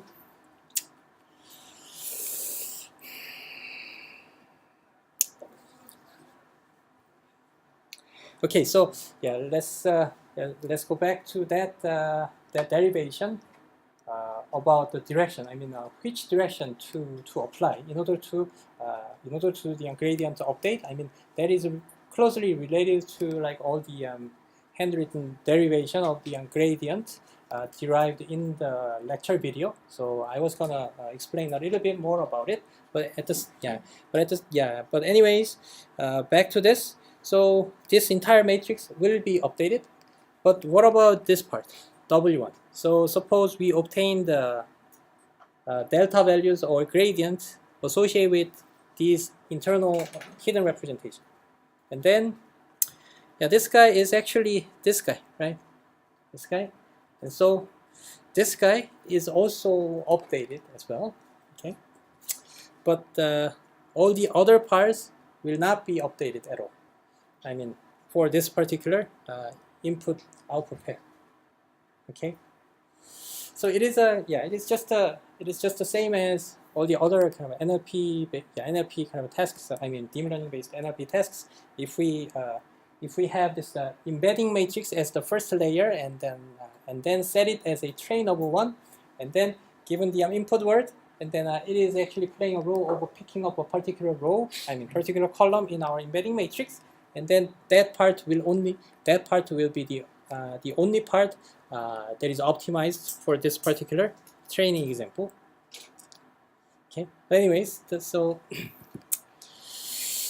yeah, so that way this is how at a high level this is how the parameters are updated in this from the perspective of a neural net. It's basically a gradient descent.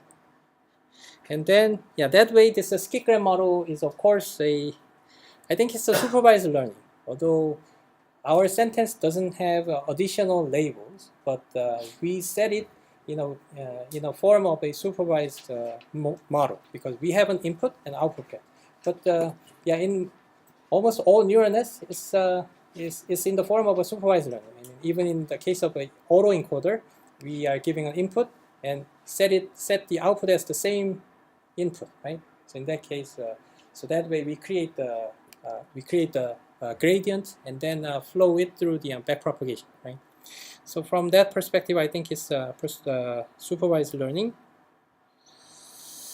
And so in this case, I think the answer is yes. So both of them are updated simultaneously, but based on the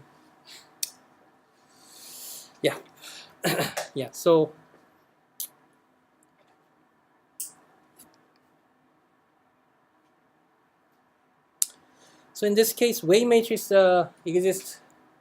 I mean, the single wave matrix exists. Okay, so that means, I also had a similar kind of a thought. Let's see.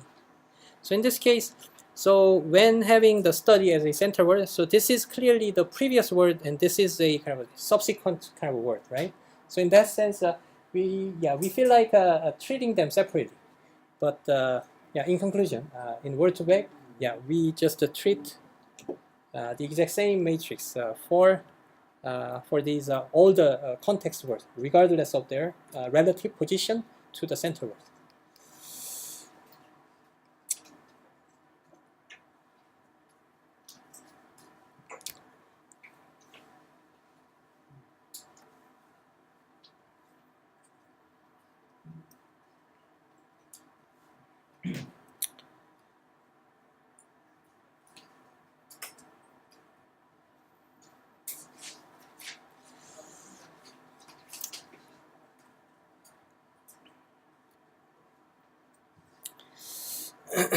Okay, so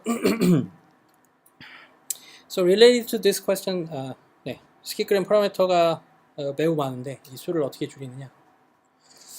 So we have no way to reduce the number of parameters here because we want to have one set of word vectors as a center word and another set of vectors for the context word. So we cannot reduce the parameters.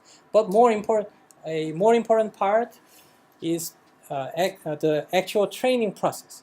So, so in this case, for individual or for a single data pairs to perform the forward and back propagation, so we update the entire matrix of W2, right? And then what about W1? We only update the corresponding column, right?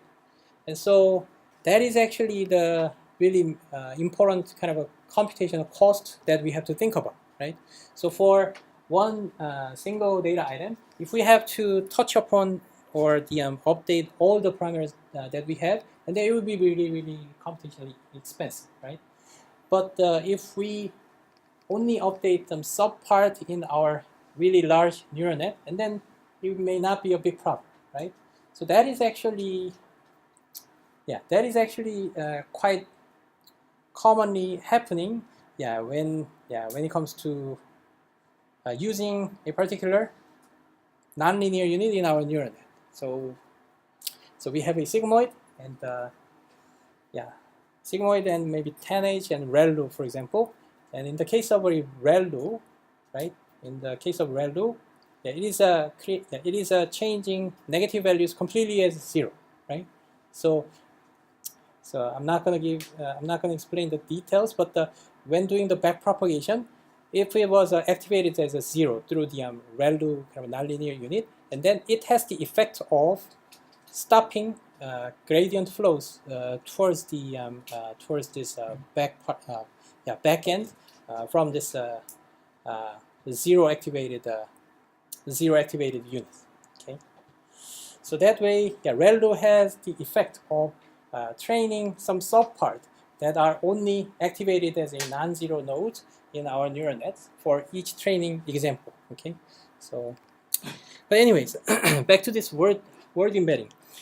It is okay to just update only a single column in W1, but it is still kind of costly to update the entire matrix of W2, right? So in that case, in conclusion, I mean, in the practical word2vec training code, we only update one vector also in W2. So that is through the sigmoid kind of a trick in order to generate the probability. So if it was a sigmoid value, and then the gradient will be created only on this entry, because this probability should be maximized towards the 1 or 100%, right?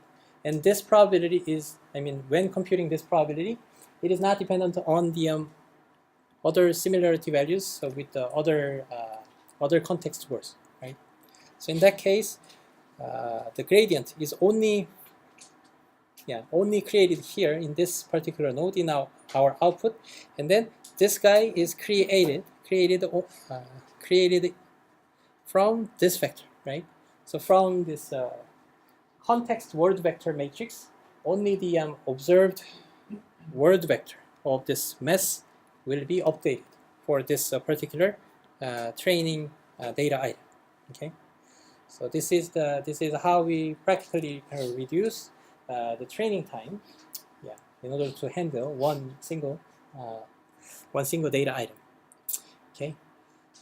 So again, the point is model. Even if the model size is big, it is usually okay. But more important part is how to train the model efficiently, and most of the trick lies in just kind of selectively updating only a subpart or subset of the parameters out of really large networks. Okay, for individual data items. So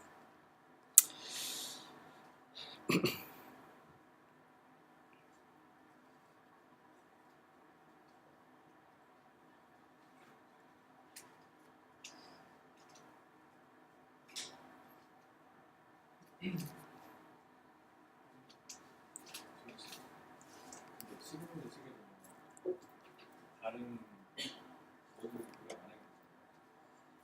만약에 베이스 맞습니다. 다 같은 값을 가지고 있는 시그널 입장에서는 잘 되는 네, 다른 어도도 다 높으면 확률이.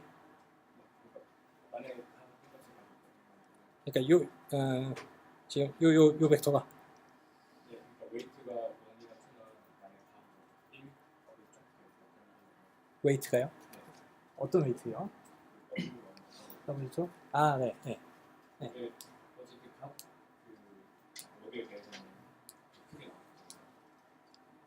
네. 저 로스에 대해서는 제가 네.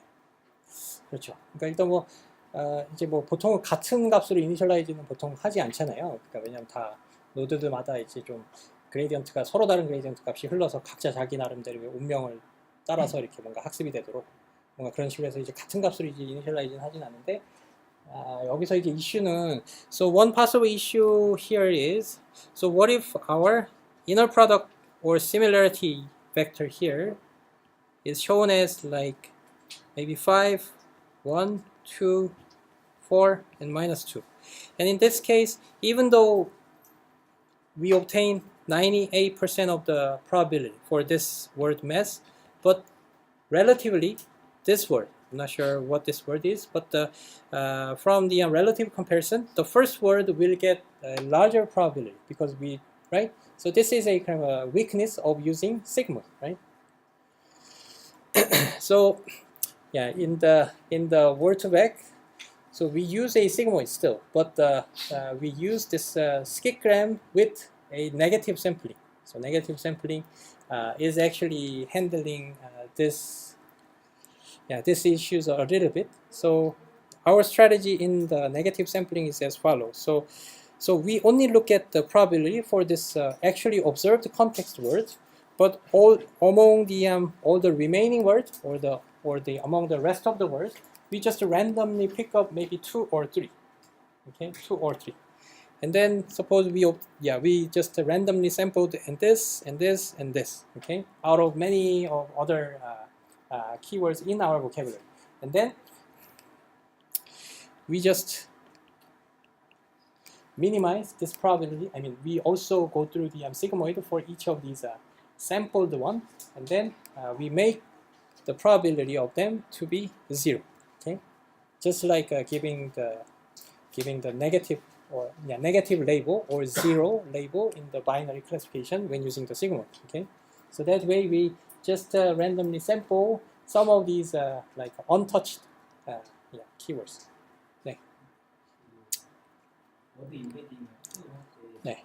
결국에는 그 단어만의 비슷한 관계를 통해서 학습하게 되면 그 의미가 반대되는 그런 단어들 간의 워드부터 공간 사이에 멀어지도록 학습은 안 되는. 그게 이제 뭔가 자연스럽게 좀 뭐 이런 거, 그러니까 그러니까 뭐 2명의 이제 뭐 내가 뭐 자식이 있다. 그럼 한 사람한테 내가 이렇게 좀 뭐 왜 이런 얘기가 생각나는지 모르겠지만 한 사람한테 내가 돈을 많이 주면 이 사람이 더 부유해지죠. 근데 얘는 내가 아무것도 건들지 않아도 이 둘은 자연스레 멀어지게 되잖아요. 근데 이제 이 사람한테는 내가 돈을 많이 주고 거꾸로 이 사람한테는 내가 돈을 뺏어요. 그러니까 거꾸로 이렇게 격차를 내가 직접적으로 벌리는 거죠. 그런 식으로 하면 내가 직접적으로 벌리는 거예요. 그죠? 근데 이제 그러니까 첫 번째 경우는 두 번째 경우가 직접적으로 나타나지 않을 수 있지만 그래도 이제 자연스럽게 이제 좀 벌어진다가 되고, 그 다음에 이제 이게 뭐 어디서 뭐 이런 얘기를 좀 그러니까 그 학습할 때 우리가 오브젝티브 펑션을 기본적으로 이제 그런 트리플렛 기반으로 이렇게 학습을 하는 게 있고, 이제 이런 기반으로 뭐 하여튼 좀 일반적인 그걸로 하는 방법인데, 트리플렛 기반으로 하는 게 뭐냐면 이제 지금 얘기했던 한 놈한테는 내가 돈을 더 주고 한 놈한테는 이거를 내가 뺏는 거예요. 그러니까 이게 기본적으로 어떻게 되냐면 이렇게. So we can design our loss function in this form. So we pick up the probability for the actually observed context word, and then we pick up the another probability from the just a randomly sampled word. Okay, and then suppose this guy was maybe 85%, and then usually we will try to minimize this so that it can become 0 and it can become 1, right? But the alternative kind of strategy of the training our model is that we just consider the difference between them. Okay, so the difference between them, and then we just try to maximize these difference, or in other words, they are often called a margin, right? So yeah, we can also train our model in this manner. So yeah, if you search for like a triplet embedding kind of thing, triplet embedding, and then yeah, that is also quite commonly used a technique, and that is actually also used in word2vec and also in many other kind of embedding tasks like knowledge graph embedding and other similar tasks. Yeah.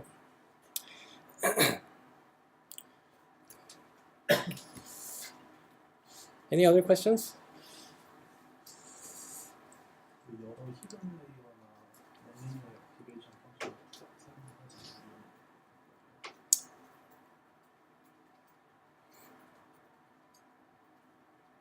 잘 모르겠어요. So yeah, I think yeah, we can design our word embedding. I mean neural network word embedding as a multi-layer, right? So I think one of the images when searching for the word embedding in the maybe neural embedding kind of paper written by Yoshua Bengio. I mean that paper originally proposed a kind of a multi-layer version of the word embedding. But in that sense, in that case, we should choose which layers representation to use in our final word embedding vector, right? And then related to this triplet kind of thing, I mean it's not directly related, but I was planning to explain kind of intuitive understanding about the final derivation from the Chris Manning's gradient derivation. Okay, but maybe we will discuss it next time because the time's up.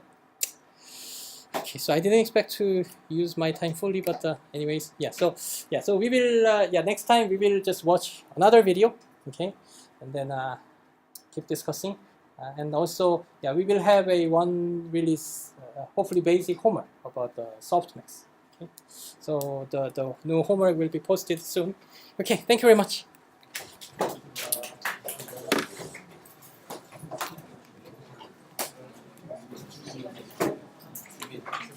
네. 스피크는 모델이 15는 또 다르고 네. 거의 비슷한데 잠깐 찾아봤어요. 15도 스크램 인풋으로 원화 벡터 하나 이렇게 넣어서 사실 실질적으로 나도 거의 차이를 좀 잘 모르겠고요. 이게 스키그램 이 기본적으로 스키그램 자체냐 15냐 스키그램 자체가 중요한 거라기보다는 이게 왜 그런지 몰라도 15랑 이제 하이어라키컬 소프트맥스라는 거랑 좀 연결이 되고 스키그램이랑 이제 네거티브 샘플링이라는 거랑 연결이 되거든요. 지금 여기서 이걸 내가 지금 우리가 요걸 한 게 이거를 이제 네거티브 샘플링이라고 해요. 이제 그래서 요 테크닉을 위주로 활용하는 워드 임베딩이 꽤 성공적이다. 뭐 약간 그래서 스키그램 with 네거티브 샘플링. 그래서 SGNS 뭐 이런 약자로도 많이 쓰는 거예요. 시그모이드가 왜 단점이 되는 거예요? 단점이요? 네. 그러니까 여기서 소프트맥스를 하면 이게 4고 이게 5면 네. 얘가 그렇게 큰 프로바빌리티 값을 못 받아요, 그죠? 네. 왜냐면 상대적으로 얘가 더 크니까. 그 전에 이거 만약에 이렇게 해가지고 이게 나오잖아요. 아웃풋이 여기에 액티베이션을 한번 시그모이드로 거친 다음에 로스 펑션을 계산을 하는 거예요. 네. 다시 한번 미안해. 그래서 여기서 액티베이션 펑션을 시그모이드로 한번 거친 다음에 그 다음에 네. 소프트 맥스를 가는 거예요. 아니요.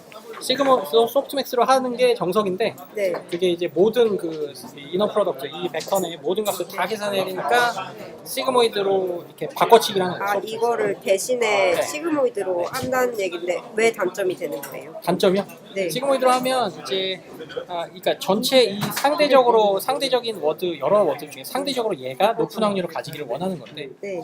근데 이제 얘가 얘보다 더 높아요. 네. 그러면 얘는 상대적으로 소프트맥스는 프로바빌리티가 뭐 예를 들면 40%밖에 안 되는데 네. 이게 시그모이드는 98%라고 이야기를 해주는 거거든요. 네. 그러니까 이제 상대적인 프로바빌리티를 따지는 게 정석이어서 소프트맥스를 해야 되지만 네. 그래서 이 값이 그냥 크다 하더라도 다른 값과의 비교를 통해서 이때 어떤 그 확률 값을 계산하는 게 정석인데 그게 좀 더 맞는 건데 다른 것들을 싹 다 계산을 하는 게 워낙 힘들기 때문에 그래서 이제 요거를 시그모이드로 해요. 그러니까 시그모이드가 그런 좀 맹점이 있는데 그래도 다른 값들 이 이너 프로덕트 값 자체를 계산을 안 해도 된다는 안 해도 된다는 장점이 있는 거죠. 계산상. 다른 값들과의 상대적인 비교가 안 되는 단점이 있는 거예요. 맞아요. 상대적인 비교를 좀 커버하고자 나머지들 중에서 내가 몇 개 그냥 랜덤 샘플을 해서 그 확률 값은 이제 낮아지도록 하면 직접적으로 내가 비교를 그게 네거티브 샘플링인 거예요? 맞아요. 네. 근데 그러면은 만약에 소프트 맥스로 업데이트를 하면은 W2 같은 경우는 모든 파라미터가 다 업데이트 네. 되는데 W1은 인베딩 된 벡터만 업데이트가 되는 단점이 있기 때문에 단점? 단점은 아닌 거 아니야 트레인 속도가 느린 네, 거군요. 그러니까 왜냐면 여기 있는 걸 다 건드려야 되니까 이게 매직 사이즈가 굉장히 크거든요. 그래서 W1과 똑같이 해당되는 부분만 하게 시그모이드를 하는데 네. 상대적인 비교가 안 되니까 네거티브 샘플링 기술까지 좀 커버를 한다는 아, 감사합니다. 수함소에서 같은 윈도우 안에 있는 단어랑 바로 옆에 있는 단어랑 좀더 가중치로 그거 뭐 그렇게도 한다는 것 같은데 뭐 그렇게 결론적으로 그렇게 해도 뭐 별로 그렇게 효과가 없는지 안 하는 거 같아요. 그런 것들을 사람들이 생각을 많이 했는데 썩 그게 효과를 못 본 것 같아요. 예전에 W1에서는 인베딩만 해서 해당 컬럼 같은 거 뽑아내잖아. 다른 언어랑 같이 이렇게 인베딩하는 그런 거에는 그렇게 그러니까 적용하긴 W2 하죠. 같은 경우는 모든 파라미터가 exponential decay 그거를 그렇게. 백프로그램 가면은 이미 인베딩에서 하나만 뽑았기 때문에 그러니까 뭐 멀면 좀 시뮬러리티가 작아야 되니까 뭐 그것도 뭐 말이 되는 건데 그냥 하여튼 복잡하게 만들려면 뭐 이게 또 리니어만 쓸 거냐 난리니어 그러니까 뭐 이렇게 레이어를 여러 개 두면 좀 더 좋은 거 아니냐 뭐 여러 가지 어프로치가 있지만 이게 기본적으로는 언스퍼바이즈드 세팅에서 워드 인베딩 그러니까 어떤 시뮬러리티를 그냥 어느 정도 말이 되게 뽑아내면 되고 그 다음에 어떤 특정 태스크에서 그 인베딩 레이어를 이제 자체를 파인 튜닝을 하면 그 태스크에 맞춰서 좀 더 그 워드 인베딩 벡터가 고도화가 될 수가 있으니까 네, 그러니까 이제 워드 인베딩 자체를 뭔가 이게 어떤 태스크에 쓰일지 좀 잘 모른 채 이 워드 인베딩 자체를 뭔가 엄청 고도화를 더 복잡한 모델을 통해서 하는 거를 그렇게까지 사람들이 안 하는 거. 그리고 이거 언스퍼바이스드 러닝에 있다 오버피팅 이런 문제. 오버피팅은 레귤러라이제이션 수업 같은 거. 뭐 주어진 워드 이외에 어떤 새로운 워드가 있으면 뭐 이거에 대한 인베딩을 뭐 배울 수 있는 매핑 뭐 이런 개념이 아니라 지금 현재 주어진 모든 그 워드들에 대한 주어진 그러니까 이미 존재하는 워드들에 대한 벡터 인베딩만 이제 우리가 배우면 되기 때문에 그렇죠.